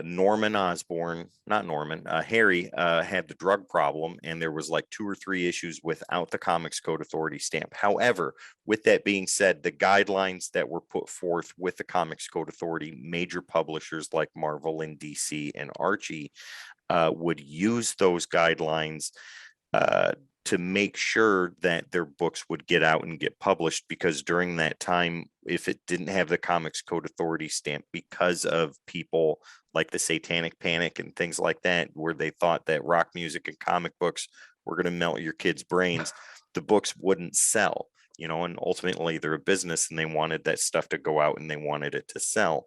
But like what Stan Lee did, where he made the executive decision, no, we're taking that stamp off of there because this story needs to be told. And I think the same thing happened with Speedy in the Green Lantern / Green Arrow series when he was overdosing on heroin or whatever. That didn't have the Comics Code Authority stamp on it either. Yeah. Is that Your right? Young Ward. Yes. Yeah. So Interesting. so there you go. So it wasn't See, now my law thing or is rule. with that question, I feel like if you get fined for something, and there was times where comic publishers did get fined. Oh yeah. I would claim that, because if you're gonna fine for something that I'm taking off because of guidelines, to Mhm. me that's kind of teetering that line of this But is more of a law than it, or a rule than it is anything else. But it was never It never mandated stipulated, as but such. They were never like, if you don't do this, then it won't go out. It was just like you said, if you don't put that stamp on there, we're gonna fine you, and you can still put the book out, but you'll have to pay for it. Right. Okay, we will. But yeah, so there you go. There's my do you knows. There you go. We've through all our do you knows. We So learned quite a bit today. Yeah. So Sonny, you got half a point. Jamie, you got half a point, and I got 2 full points. I win this week. This is why you're not on next week's episode now. Now congrats, you're kicked off the show. Oh my God. Don't worry, guys. I'm gonna say it right here and right now. We probably will be seeing more of Tim here shortly. We're gonna make this more sporadic than I think anything else. Because I think we have a great time when everyone's on. We're all laughing. Yeah. So, regardless, let's move on to the next segment. Sonny, do you want to tell us what that is? Do you know that our next segment is Our Works? All right, boys, I've been excited to tell you guys these things because I just have, share my happiness with people. But I'm like, okay, you know what? I'll wait. I'll tell you on the show. So, this show that I've mentioned a few times called a series about a series. I don't remember the name of it. Series about a series. And I'm like, you know what? For now, I'm getting closer to the end. I'm like, I'm not going to keep constantly mentioning it. I want to just get to work. But I really wanted to share with you guys that the script for the pilot episode is when we're filming. It has advanced in the Outstanding Screenplays TV pilot competition. So we're in the quarterfinals. That's amazing. Good for you, brother. Thank you. Yeah, in a couple weeks, they said around mid-November they should announce who makes it to the semifinals. So, I'm hoping it does even good. as a quarterfinalist, that's something you can display and be proud of. That's wonderful news. Yeah, so I added to my accolades. Yeah, I'm very proud. I'm very happy that it's one of my stories is getting some recognition. And to like I said, I'm working on the show. The other day I created the title sequence. So when a little scene happens and then it shows up, I created that. And there's music behind it, and to me it looks professional. I'm like, that's it. That's the final title sequence. So now I need to start finishing some scenes. It's time to get this baby out there for everybody to see. And now I also go on to, speaking of screenplays and things like that, a few months ago, or maybe like a month or two ago, I mentioned a short story of mine called The Comic Book, and I have adapted that into screenplay form. I have finished doing it, and I've now it's into some contests, and the contest it's in, the grand prize is $15,000. So, rooting for that. The only thing is that you have to use it to make it into a short film, and I'm like, oh, I'd be more than happy to use that money for that. I will star in that one for you anytime. I will make my way up to Chicago and star in that with you guys. Absolutely. I will take a week off work, even though I probably only need a day. Sonny, let me ask you, man. Do you think that you're going to have any clips or anything available for series about a series before the end of the year? Yes, the plan is to have the whole episode out there before the year ends. Mm-hmm. That is the plan. Nice. Soon, I guess within the next month. I was gonna say, I guess what we're asking is there gonna be you have the trailer, and for those of Jamie about what's going on. Okay. So within the next month, I'd like to get a big trailer out there, like a true trailer for everyone to see. And then at the end of the trailer, I would like to have the actual date. But I'm really shooting for before the end of the year. And I'll be very surprised if it's not out there before the year ends, because I'm nearing that end. Nice. Oh. And finally, my story is, I'm a writer. So on Wattpad, under Son the Writer, I will be releasing my story of Crimes 2, An Old Problem. I will be releasing chapter by chapter. And on November 4th, I will be releasing chapter 1, Sick World of Crimes 2, An Old Problem. Nice. That is my Our Works. That is my Our Works for this week. Okay, Jimmy, that's awesome. You've got some brother. big things to talk about, man. I do, but real fast, I did want to say, I know you were talking kind of. We're having the technical difficulties again. Yeah. So as far as Sonny, where can they find everything update wise about what you're working on? Your YouTube channel, a series about a series. Is there anywhere else we can find you? I know you. Jamie kind of cut out there for a second. Did you hear what I said, or?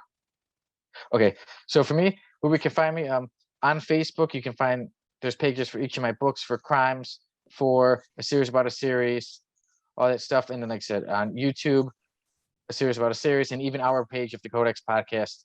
If you look through, you would find series about a series attached to it. And for all my Wattpad stuff, all my stories, my written stories, Sono the writer on Wattpad. All right, and you'll be able to find all of that also on a series by series when he uploads his updates. So go check those out. And thank you so much. We're all gonna freeze doing- at the same moment. Yeah. So for me, Jamie had frozen for a moment. Tim, did I freeze or was Jamie freezing? No, just Jamie. Oh, yay. Am I still good? Like, Yeah, So you're now good I see you. Yeah. okay. For a point, when you pointed, it stopped you pointing. Okay, so yeah, we got some big news on ours. So, like I said earlier, I was off for about 2 weeks. I was truly off because I was still editing and still getting and going on. Jamie, you're freezing. We are caught in a time paradox. Yeah. Yeah. Jamie's been caught, right? Am I being caught or is Jamie being caught? No, for just you? Jamie. It's just Jamie on my end. Is that the same for you? For me, yeah. It's Jamie. Yeah. Mine says Now I'm you- fine. Mine says I'm fine. I don't know why. I think I'm good. Okay, so I'm good right now. You guys can hear me. So now Yeah, we can you're hear you. I'll put my Okay. hand up if it stops you. I'll let you know. Okay. So basically, we finally got a structure going. We got a schedule coming out. And with that schedule being said, I actually bring us another level than what we were Okay, now you're good. before. So actually, I'm gonna let our own Tim Morris kind of take it away and let us know what the schedule is gonna look like. Yeah. So the schedule here, this is going to be the schedule for both YouTube and Twitch. So if you guys follow on one or the other, now you'll have a specific day to know when to sit down and watch the episodes and watch programs and things like that. And if you follow on YouTube, then you'll know exactly what days specific segments and things like that come out. So Mondays are going to be from the vaults. And if you've seen those episodes already, you know what we talk about there, old comic books and trades that we have in our collections that we want to bring out to show you guys. Sonny has shown some magnificence in Final Crisis trades. so that gives you an idea on things that you can look there. And I think pull lists might come along on that too. But on Tuesdays is when new episodes of Decoding Panels is going to come out. I've already got several done already for you guys, and then I'm going to be working on some more too to finish that. Wednesdays is YouTube free days, and that is specifically focused on what we're doing right now, which is the Twitch stream for the Codex podcast. So you'll be able to catch that on Wednesdays on Twitch. And spend all your time over there listening to us talk about whatever we have to talk about for that day. Thursdays are miscellaneous, so it could be one of any of a number of different things that could come out on Thursdays. So big surprise, only Jamie will know, I guess, until he tells us what videos are going to be put up that day. Only I hold the truth. I am the key master. Fridays are again Twitch days. Those are Codex Gaming on Twitch, and that's going to be something new that's going to be coming out. Jamie's already done a little test of that before, and it got a really good response. So that has given us motivation to move forward with that. And I think what the first game we're going to be playing is Avengers. Is that correct? Yeah, we're gonna keep working on Marvel Yep. Avengers. We're gonna run through that, and then if anyone else has any ideas of what they want to throw into the chat, please, by all means, throw it in our chat, throw it Yeah. in, our comments down below, down Yeah. in this YouTube video, and then just jump in and play. We want team, we want community. Let's do this. Now, Saturdays, if you didn't catch the live stream for the podcast episode on Twitch, Saturday is going to be your day because that's when the episode gets put up on YouTube. So you guys can check it out there. And those are released in the afternoons on YouTube. So you'll be able to work around accordingly so you can sit down and enjoy a good show for a little while. And then Sundays, if you didn't catch Codex Gaming on Fridays on Twitch, then on Sunday you'll be able to catch it on YouTube again in the afternoon. Yeah, and that would be all edited as well, so it'd be a shorter video than what we have coming from you or for you from Twitch. A little more polished up and looks all pretty and nice and makes me feel good inside. There you So go. yeah, guys, I'm stoked. I'm happy. I can't wait. there's a lot of work to be had. There's a lot of work that we've done. I just want to say again, from everybody here and, all of you that watch, thank you so much. Like, we wouldn't be here right now if we didn't have even a couple subscribers. Like, you guys are the ones we're going for. And yeah, we want to keep going. So as much as, this means to us, I'm glad it means that much to you. I think it's great when I look at the views on YouTube, when I see numbers at 5, 8, 10, 15. I think that's absolutely fantastic. I love seeing numbers like that, and I love seeing them get bigger and bigger, because that means you guys are watching. That means that we're all saying stuff that you're actually interested in listening to. And then when I look at the analytics and people are actually watching the full episode, why would they want to hear me? And see, like I say, with that miscellaneous day, I do have a mail call that I'm very excited for everybody to see. Oh, I just get a grab bag, and I'm excited for you to see what happened. I haven't heard anything about this since you got the thing, and I'm anxious. I'm as anxious for the video as I think anybody else would be, because I want to see what you got in there. And you won't be hearing anything because the date that it'll be releasing our new schedule starts on, Tim? November 8th. There you go. So November 8th, that Monday, you will be getting hit with the first from the vault. Second day, like you said, decoding panels. Yep. Third day, come see us here. Twitch.tv/Codex podcast. Thursdays, you'll be seeing the official grab bag that Sony has. Ooh. Yeah. Oh, yeah, trust me, it was definitely very fun. Yeah, Fridays, like I said, guys, hit us up on Twitch again for at Twitch.tv/Codex podcast, because I'm gonna keep plugging it. For Codex Gaming. Saturdays, check out the YouTube channel, and Sundays as well, because you had the podcast and then gaming edited for your viewing pleasure. There you go. Sounds good. But there, I think, boys, we can say there's official for our works. Our works is in the works and done.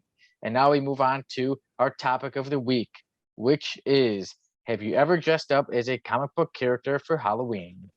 And as usual, Jamie, we're glad to have you back this week. You will take back your part of doing the top 3 comments in no particular order. Thank you, guys. As Sonny alluded to, this is the top 3 in no particular order, and we do have some good ones for you this week.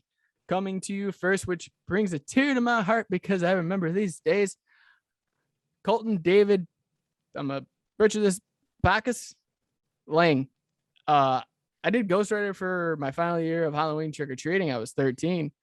Was going to do the crow for my last year of high school, but aside from the face paint, I already dressed like it. Nice. It sounds like he went to high school the same era that I did. So I know how you feel, man. I know how you feel. Was Jesus in attendance? It's possible. I was born before sand was invented. So, You're still just to carry numbers 1. It's actually -1.23. Yeah. It's like trying to figure out the numbers for pi. Right. So second, we have Eugene Anderson II. He said he went, and I picked this for a reason because there's a big announcement that happened at New York Comic Con, and this is why I picked it. Wolverine, Nick Fury, and Prince Robert IV. If you don't know who Prince Robert is, Robot Robert. Damn. Prince Robot the Fourth. I was saying Robert. I don't know why. Prince Robot the Fourth. He is from Saga. Saga's been gone for 2 years on hiatus. Finally got announced at New York Comic Con. I'm going on a tangent. I don't care. Finally got announced to come out in January. Again, guys, go pick the book up, pick up the trades, the compendiums, do whatever you need to do. Get reading this. Go away, Tim. The men are talking. I see. Go pick this up. It's a fun read. It's 55 issues before it went on hiatus. It is great. Moving on. Yeah. Okay. Yeah. James Thompson comes to us with Punisher multiple times. Daredevil, Luke Cage, Iron Fist, and Kingpin, which I think is cool because of the fact that we have he basically took all the Defenders, all the Marvel shows, and put them into one. Nice. Yeah, very cool. So that is our top 3 of the week. Boys, have you ever dressed up as comic book characters or yes, scandalously in some way? When I was a young lad, I think one year my brother went as Batman, I went as Superman, and my youngest brother went as, and this will be a throwback to you Hanna-Barbera fans, the Blue Falcon. Ooh. Yeah, right. That was way back in the day when it was the plastic masks and the paper bag plastic costumes and stuff like that. I'm sure I've dressed up as a superhero after that, but I don't remember it. Although there is one superhero that I would love to dress up as that would fit perfect with my body frame now, and that would be an overused and washed out Mr. Fantastic. Because I got the dad bod going on, so he's stretched too much. He can't go back to his regular form. I have that same problem. This isn't my final form. Jamie, Hey, as you said, the show is evolving. We're all evolving, and next year we can show you our 6-packs. Oh my God, Jamie, have you ever dressed up as a superhero for Halloween? Okay, so I got some funny things to say about this. I dressed up as Power Rangers, if that Nice. kind of counts. Yeah. Especially after the movie came They've out, made which some was comics of Power they Rangers, got a so. place in comics, but I mean, it's not like it's not big two oriented by any means. One of my favorites, I was creative because I didn't have a costume, and if anyone finds this offensive, I do apologize ahead of time. I did go as Black Mario, if that counts as anything. How? Well, I had black overalls and I like taped an M to my chest because I was going to a Halloween party and I didn't have a costume, and I just drew on a mustache. Oh my God. And my buddy's like, all right, if you're going as Black Mario, I gotta go as like Lime Luigi, like a different variation of the color. So he was like a dark hunter green. Oh my God. And he just put a big L on his chest, and I was like, we look like the best combo I've ever seen. And these overalls that I had, because they were for winter, shrunk. So every time I wanted to go bend over and get something, I'd just be like I literally was like, bing, bing, bing, bing, bing, like coins were shooting out. So yeah, I was like in my early 20s when that happened. Oh my God. But I think that was my favorite. You've got to send a picture in our group chat. So I think honestly, I think my grandparents grandparents have it because I showed my grandparents' house. I was like, look, I'm Black Mario. Here's Luigi. They're gonna keep a picture like that too. Oh, they will. They don't have many of me. They were like, we're taking what we can get. I'm sorry. And I'm like, that's don't worry, I am amazing. too. But just to make sure that people nobody's getting mad at you. But like you said, when you said Black Mario, you didn't do the face. You only did the mustache, and the outfit was black. Well, the mustache was black. Yeah, I'm saving you for getting canceled, man. Yeah, nobody. You say that me from getting canceled. I got canceled when I was born, man. Like, come on. All right, Sonny, have you ever dressed up as a Ninja Turtle or a penguin from the Batman animated series? Or Jared Leto? Maybe one. Ooh. We know he dressed Rick up as the James. Hulk not too long ago because he painted his face green. But that was only with just video editing. I can make our faces look green too. But yeah, for Halloween, there was a time, Jamie, I don't even know if I've told you. When I was a little kid, I actually had a speech delay, and I had bad tonsils. So I was a little boy with a very deep voice, and I would sometimes stutter on my words because I had a speech delay. But look at me now, I do a podcast. There you But go. my story is that before I was even in school, I dressed up as Batman. And although I had a speech delay, although I had a very rough voice because of my bad tonsils, my mom always remembers the story is that when me and the library group or whatever, we were kids walking around the neighborhood, and I was in my Batman outfit, I spoke up loud and proud, and I was just saying Happy Halloween to everybody. And I didn't care what anybody thought. I was just happy in my Batman outfit to say Happy Halloween. And that's the only superhero I've ever dressed up as. After that, I got onto killers and things like that. Right. The normal associate pathway. Right. There you go. Yeah. I was What in everybody's into preschool. nowadays. When I was in preschool, It's just a I wanted to mannequin be in my Jason trunk. Voorhees. When I was in preschool, I wanted to be Jason Voorhees, but my mask broke, so I went as Captain Hook. My son, you guys know my kids.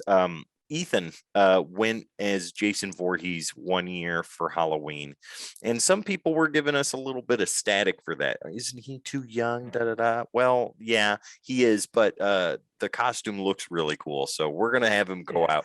Like my ex-wife, did all kinds of work to this $5 Walmart Jason mask, put makeup and scratched the crap out of it and all this stuff, and it looked amazing. Like, this kid was the happiest Jason Voorhees I had ever seen, running around going to get candy. So Nice, yeah. So after Batman, no more superheroes for me. I don't know how. I'm surprised, especially now. Maybe as an adult, I'll dress up now. In my 30s, I'll be some superheroes for Halloween. when you And I do turn remember 40, you'll Captain be Britain. overstretched Yeah. Mr. Fantastic.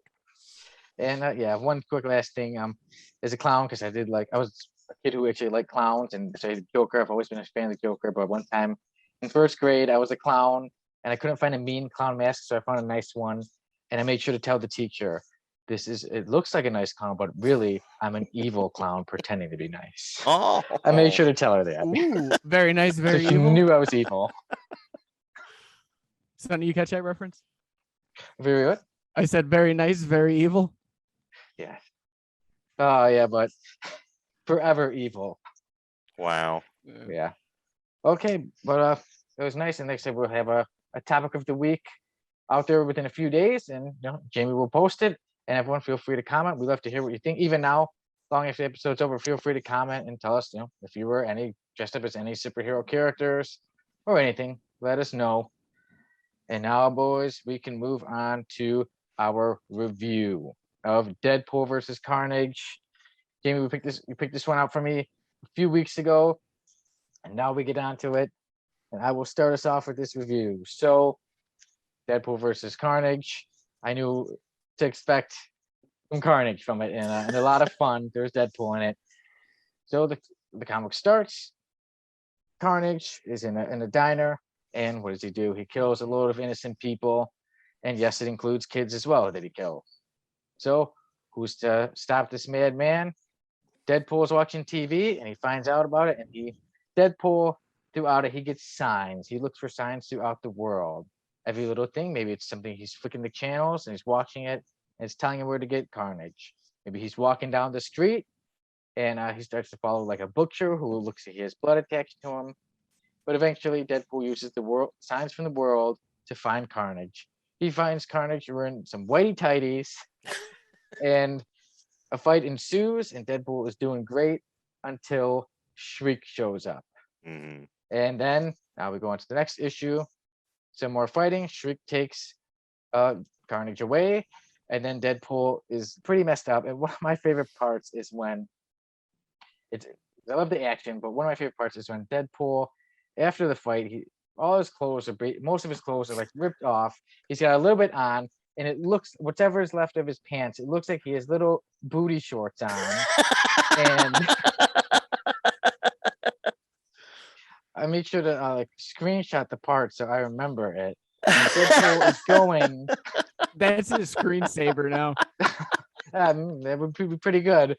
There's a part Deadpool is going to get his stuff out of storage, and when she asks his name, he says his name is Leroy Saint Germain Dagnasty. Mr. Dynasty. Yeah. When she says the lady was to call him Mr. Dynasty, she says no, Mr. Dagnasty. That's right. In all seriousness. Yes. I'm like, I can just picture like Ryan Reynolds saying those lines, and so Deadpool is fun. So he finds it, and who has his stuff? It's this guy who resembles the X-Men's The Blob, and he's wearing Deadpool stuff, and you see his huge old belly because, well, he can't fit into Deadpool stuff. Well, this guy happens to have looked through all Deadpool stuff, and he helps Deadpool find Carnage. Deadpool is ready to go at Carnage again. While Carnage is with Shriek, they're driving a car. Deadpool comes and ruins it, and it's time for another good old fight. They're fighting it out, and this time Carnage throws Deadpool into a semi-truck, and Deadpool is really messed up this time. But we know he's Deadpool. We know he heals, and eventually he goes back on his hunt, using the ways of the world to help guide him to find Carnage, as Carnage thinks he's random, but Deadpool has a way. His crazy matches his crazy, so he's able to find him again. But there are these 4 mercenaries who have all the symbiotes attached to each of them, and they're thinking they're all this and that, and Carnage literally wipes them out like nothing. like one panel and they're all dead. Yes. One As panel. it should be with Carnage. Yep. Yeah. One panel, heads are off, bodies in half. Yeah. But the dog, good thing the dog lived. And the Yep. dog goes to Deadpool and had all the 4 symbiotes attached to it. And then now all 4 attached to Deadpool.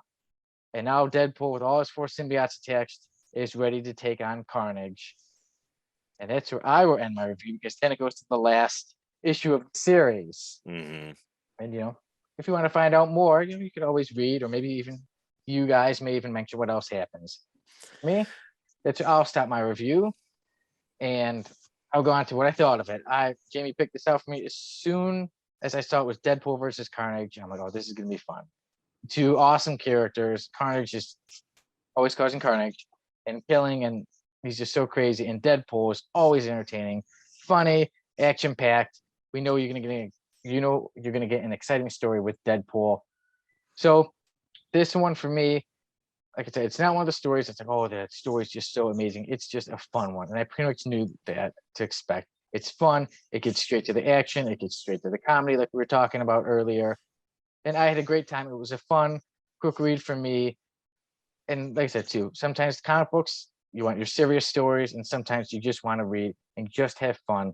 And for me, Deadpool versus Carnage is a very fun comic book. It puts you in a good mood. It entertains you from start to finish, and it goes by very fast. So based on the fun and the artwork I liked as well, for me, I give Deadpool versus Carnage 9.2. Wow. I really enjoyed it. And now, what do you guys think? Tim, I'll hand it over to you. What did you think of Deadpool versus Carnage? Well, I will agree with you in the sense that I had a lot of fun reading this book, and there were several laugh out loud moments for me, because what I like to do is to keep it fresh. I like to read whatever we're going to review day of the podcast, and when Jamie and you said, yeah, Deadpool versus Carnage, that's what we're doing, I was like, okay. And then I get on the computer today and I see it and I'm like, darn it, guys, 4 issues. So I sat there and I read all 4 issues. And I had a lot of fun. The artwork was really cartoonish, but not so much that it overtook the visual aspect of the book. Carnage was spot on. Shriek was just there to be Shriek, just like the Venom movie, Venom 2. Carnage was perfect. The way he looked was good. Deadpool was Deadpool. And it was just a nice, solid, fun 4 issues. It was a really quick read. I had everything done within about 40 to 45 minutes, 4 issues. When it says on there that this book is not for kids, that's pretty much it. You know, it's not. I mean, there's blood and guts, and Deadpool's getting chopped 3 ways from Sunday like a minced tomato. And Carnage gets sections of his head blown off. And they're pretty graphic in the way that they show it, more graphic than I thought a Marvel comic book with big time Marvel characters would have ever been. So that was a little surprising to me. But the one part that sticks out the most is you know Deadpool's crazy, you know Carnage is crazy, you know they're both mass murderers in one way, shape, or form. But the part that separates them as bad guy and good guy is when Carnage took that family hostage. And the dad was just like, you know, just let us live, just leave us alone, you know. And then Carnage figures out that they're going on landmark sightseeing trips. And that's when he starts leaving the clues for Deadpool to follow, the signs, as Deadpool likes to say. And then when Deadpool gets to the car, the next panel shows exactly what happened. And that's where Deadpool says, I would have never done that. No matter what, I would have never done what he just did right there. And that separates them two into the role of hero versus villain. And I dug that. And that I think it was like a whole page specifically dedicated to that specific moment. And that was really cool. I really dug that, and that stuck out for me. So all in all, I think that I would give this a very solid 8.5. I had a lot of fun reading it. I had a great time reading it. There was laugh out loud moments, and there was just those pieces of seriousness that really worked really well. Good point. Yeah. Yeah. Jamie? Yeah. I mean, you guys pretty much hit everything right in the head. There's one part that I want to say though that I don't know if we skipped over or not, or someone might have alluded to it. I don't know, but in it, Carnage is feeling something that he's never really felt before. Like someone's taking him over, kind of, and it's like a chaotic feeling. And it alludes more towards the end of the book than at the beginning. Right. You guys know the scene I'm talking about, because obviously we didn't give too much away. So go read it. I wanted to bring that up because I thought that was a good part, because there's a reason he's more crazy than ever in this. Yeah. He wants to know. Like he was just slaughtering even at the beginning when he was sitting in the diner and the cop was talking, he's like, Cletus Cassidy is out, so somebody's gonna stop him. And you got Cletus sitting next to him. Oh, really? Who? And is right through his face. Yeah. Like, ow, he just put his fist through his face. Yes, we'll stop him. We'll stop him. Yeah, those guys outside, like, come on. And no, that was a little ridiculous. Flop goes the head. It's great. Yeah. The thing that got this with me, and I don't know why, it was like a deja vu on some of the panels, is because, and Tim, you could probably allude to this to me a little bit. I felt like I watched Venom Let There Be Carnage without Deadpool. Yeah. Oh yeah. 100%. Where he stole the car. It's same exact car, same exact everything, which everything. In it. The dog part was right out of number 1. Like I felt like they took, like everyone's like, oh, they took it off Lethal Protector, and going back and reading this, I'm like, oh, they took it off Deadpool versus Carnage. Right there. Like 100%. But this was a fun book to read all in all. I did it. I still enjoy it. Like that's why I gave it. And I wanted to read it again too, because why not? But for me, it's a solid 8.8. Okay. Because I do like that kind of cartoony art, and that between that one and I want to say Hawkeye versus Deadpool, those are the best verses I've read with Deadpool in them, hands down. Like, so definitely, if you can check that out. Everyone gave it above it 8.5, right? Yeah, you gave it 8.5. Yep, 8.5 I think for I Tim, gave it the lowest out of you. us. Yes. Yeah, 8.5 for Tim, 8.8 for you, Jamie, and 9.2 for me. Well, Yes. see, that's so cool though that we're kind of right around the same area, because Jamie, your rating's only a little bit above mine, and then Sonny's is only a little bit above yours. And it's really cool to see the different aspects that we all kind of attach to that were our favorite parts of the book. Yeah, and everyone had their preference, which was nice, but we all stayed in that same realm, which is even better because of the fact that it just shows how good it is. Even though some of us might not like the same things, it still comes to the end as, guys, this is a solid book, solid, quick read. It even if you pick it up in trade form, still a quick read. It's a good one. So guys, go check that out definitely. This is something I would highly recommend to anybody that's a Deadpool fan, because or a Carnage fan. Well, yeah, absolutely. Cool, yeah. If you really want to see Carnage let loose on a character that he can totally let loose on, this is the perfect 4-issue miniseries for you to check out. And with Deadpool, I think at this time he wasn't completely bombarded with all of the ridiculous nonsense that took place at the height of his popularity in books, with the multiple voices in his head and things like that, because he wasn't doing any of that here. And I thought that was a pleasant surprise. It made it a little more clean to read instead of having all that chaos. Okay, well, that is Deadpool versus Carnage. Like I said, we all pretty much agree that it is very fun, entertaining, and a good read for everyone that we all recommend. And now we can move on. Well, before I do say, Deadpool, I can't believe we haven't brought this up before, but Deadpool is 30 years old. Back in February, he had his first, it was 30 years ago, he had his first appearance. Jamie, he's only 2 months older than you. I know. 2 months older than you, 10 months younger than me. I was 12 when Deadpool came out. I was there. You I saw was him in collecting his comics. We're collecting his comics. It was cool. Now, kids, get off my yard. That's right. Go bring me a Red Bull when you go to the gas station. Bring it back. Give me that watermelon flavored juice. Yeah. But Make boys, sure that it's is pulp it. free. That is it for Deadpool versus Carnage. And now I give my next pick, which is Deathlock, Souls of the Cyberfolk. Hey, you are speaking my language there, sir. Yeah, Jamie, Tim, I know you really like Deathlock, and I've been getting into Deathlock lately. So, Jamie, for you, Deathlock, Souls of the Cyberfolk is issues 2 through 5. I would recommend reading issue 1 to go along with it. It will give you more. So history on 1 the through character. 5. So if you want, okay. So if you want to do 1 through 5, then I'll do then 1 we through can 5. Okay. So we'll do Deathlock 1 through 5, which includes Deathlock, Souls of the Cyberfolk. Well, just for fun and giggles on this one, since that is Tim's character, maybe we should bring him on for that one. Oh, Sure, you want to, man? Yeah. If Tim's available, guys, yeah, I'd love that one because I know how much that one is to you.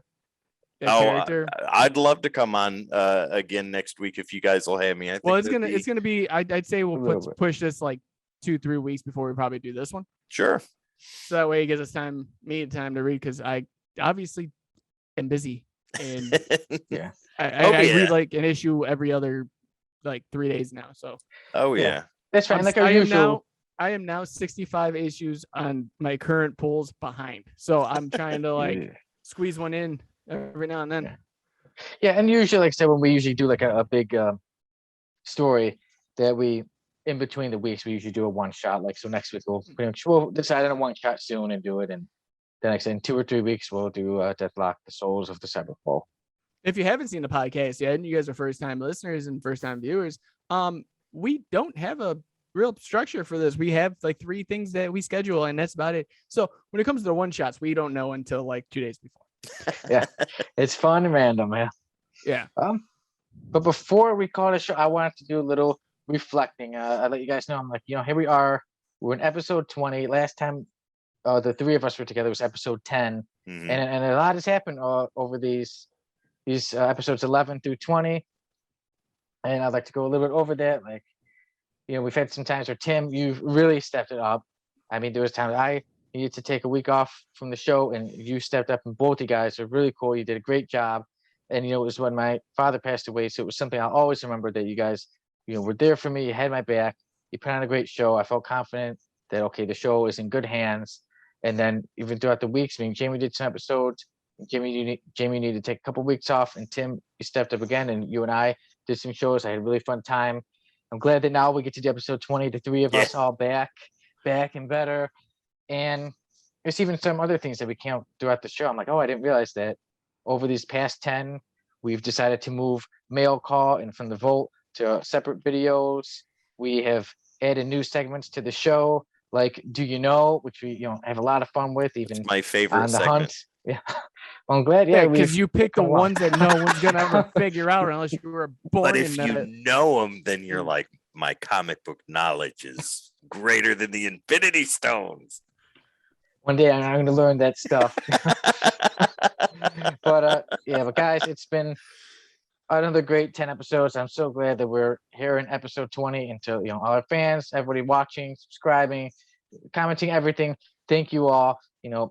I love doing this. It's been such a great show. We appreciate you guys, and we definitely have more great things in store for the future, more big things. And I'm sure when we get to more big milestone episodes, we'll say, oh, over this time we've gone this, and this has grown in time, and big things are still in store for the Codex podcast and all our shows that go along. Exactly, dude. Is there if I take it? Yeah, Sure. go ahead. Where everyone wants to go. So I gotta say to everyone out there, as Sony said too, like, thank you for subscribing, thank you for liking. All this interaction with you guys has made us, and not just speaking for me, but all of us, it made us want to step up our game, want to be here every week. I know things happen in life, Sonny, with me. There's times Tim, even behind the scenes, like I said earlier, like we make it work. and we make it work for you guys. As much as you guys might want something out right then and there, we still get it out to you. And, no one's been upset about it yet. And I think that goes to show who we are and what our viewership's like. As far as looking back on shows, we haven't missed a show since week 3. And that was because of my computer blew up and Sonny did his virus promo with his Maker's helmet on. Don't forget the hatchet. Yeah, the hatchet too. And he's looking the other. Yeah, the way he's just like, and I gotta go fight something. That's my favorite promo. So, like, guys, we have a lot more in store, and obviously with you guys being there and you guys, putting it out there for us, we want to give you guys the best quality show. And like I said, both Tim and Sonny, thank you guys again for the 2 weeks. I needed that little mental break, even though I was still working. Can you believe that? Like, I was still like, but I didn't want to be on the show because I still didn't want to be on the show because I couldn't give you guys my all. And if you notice today, I'm back to being and doing the show. But yeah, out of all from 10 to now, like, there's been a lot of people stepping up. Tim, you have been one of the biggest attributes. You're the strength of the show right now. Well, I appreciate that. I don't know if I deserve it, but I appreciate it. Backbone. You do. Backbone. That's the word I wanted to use, but strength came out for some reason. Just like when I said Robert and that robot. It's good. But no, you've been the backbone. You come in when we need you to. I mean, I filled in for Grady Meat at one point. Yeah. When we needed you over there, you were right at the starting line. Let's go, man. I'm waiting for you. Let's do it. Oh, okay, come on, let's go. and that's how this show's always been. Like, everyone's excited to be on it. Everyone's excited and ready to do it. Take part, say what they want, and we go from there. There's no animosity. There's no bullying. There's no, hey, you got a deadline. As a matter of fact, we could talk about it. We had the schedule set to premiere next week, but there's been some, there's some background behind the scenes stuff that happened. Guess what? We're going to put it out the 8th, and everyone's going to still enjoy it regardless if it comes out next week or the week after. Yeah. It's still coming out. We know what's going on. We know what's going to happen. Guys, I just want to say from the bottom of my heart, and I'm talking to you two bozos, as I said earlier, that I do love you from the bottom of my heart. You guys have been making this a dream come true. Even though, like, I didn't think this was even possible to be like a splash in the puddle. Like, so thank you guys for this. No problem. Love you guys too, man. We've become a family, the Codex family. The Codex fam is back. Well, let me go ahead and add my piece to that. Being a part of this is something that I look forward to on a regular basis. And like, Wednesdays are nothing days because of this. You know what I mean? It's like guys, if you don't think that you have a chance, you never know unless you try. And when Jamie and Sonny put out the call for somebody to come and be a part of this, I was talking to my co-host, my friend, one of my best friends, in the same category as you two, Kristen, who is Vampy on Grady Meat, and I was like, I'm gonna try this out. I'm gonna see if these guys will take me. She's like, go for it, do it. You love comic books, you love all this stuff. Go ahead, give it a shot. So that's what I did, and we did the interview, and we ended up talking for, I think, over an hour, just shooting it, talking about whatever. Good time. And we had a real great time. We got to know each other in an hour and stuff like that, and the fact that Jamie and Sonny, you guys allow me to be creative when it comes to decoding panels, which, if you listen from the first episode, Captain America, Who Will Wield the Shield, to our most popular decoding panels episode, What If, number 24, there is a significant difference and change between those 3 episodes and then getting into the first miniseries that I ever did, which was Batman White Knight. That was unreal. That was a hill that I never thought I would be able to conquer. And with getting hit with COVID and my son getting sick and stuff like that, I didn't think I was going to, but by God, when my voice was even partially ready to go, I was like, Jamie, we're doing this. And I Yeah, was that pumping out. message that day you threw in the chat, you're like, hey, expect the next 3 issues to be done. Yeah, And my then voice is literally the good. next day I had all the pages for the next 3 issues. I was like, I got to get to work. Yeah, I was pouring it out. I love coming on the show with you guys, and I love being able to sit here and talk to you guys about comic books and things that I love and I enjoy. You both have met my kids. Jamie, you talked to Ethan and you even gave him homework. I did. So Sonny don't know about that. You should tell Sonny what I gave. Oh yeah, so Jamie showed Ethan a little snippet of the work he was doing with Flash #0, but he wouldn't show him the rest of it. And what was the homework? He said he had to read Flash #0 before the episode airs on YouTube, so that way he could read the issue and then see how his dad, me, did the voiceover work for it and what the differences were and things like that. And Ethan gave a very big, enthusiastic, "You got it." So he's and then he excited started bothering about him until he got on the issue. that. That's right. He's super excited about it, and he Nice. loves it. And the cool thing is that when I can show my kids something that I do and be proud of what I do, and my kids are proud of the fact that I do it, that just makes me want to do it even more. It's like with Grady Meat stuff. I mean, my kids know that I do that. They are a part of that. And that's something that I love to do. But this is something different, where Grady Meat is one thing. This is the Codex podcast. This is comic books. This is another passion of mine. And when my son is sitting over here playing video games and I'm like, okay, buddy, I'm going to do a voiceover. He'll pause, he'll sit, and he'll wait. What issue are you working on, Dad? Oh, well, I'm working on Dark Ages #2. Oh, wow. Okay, go ahead.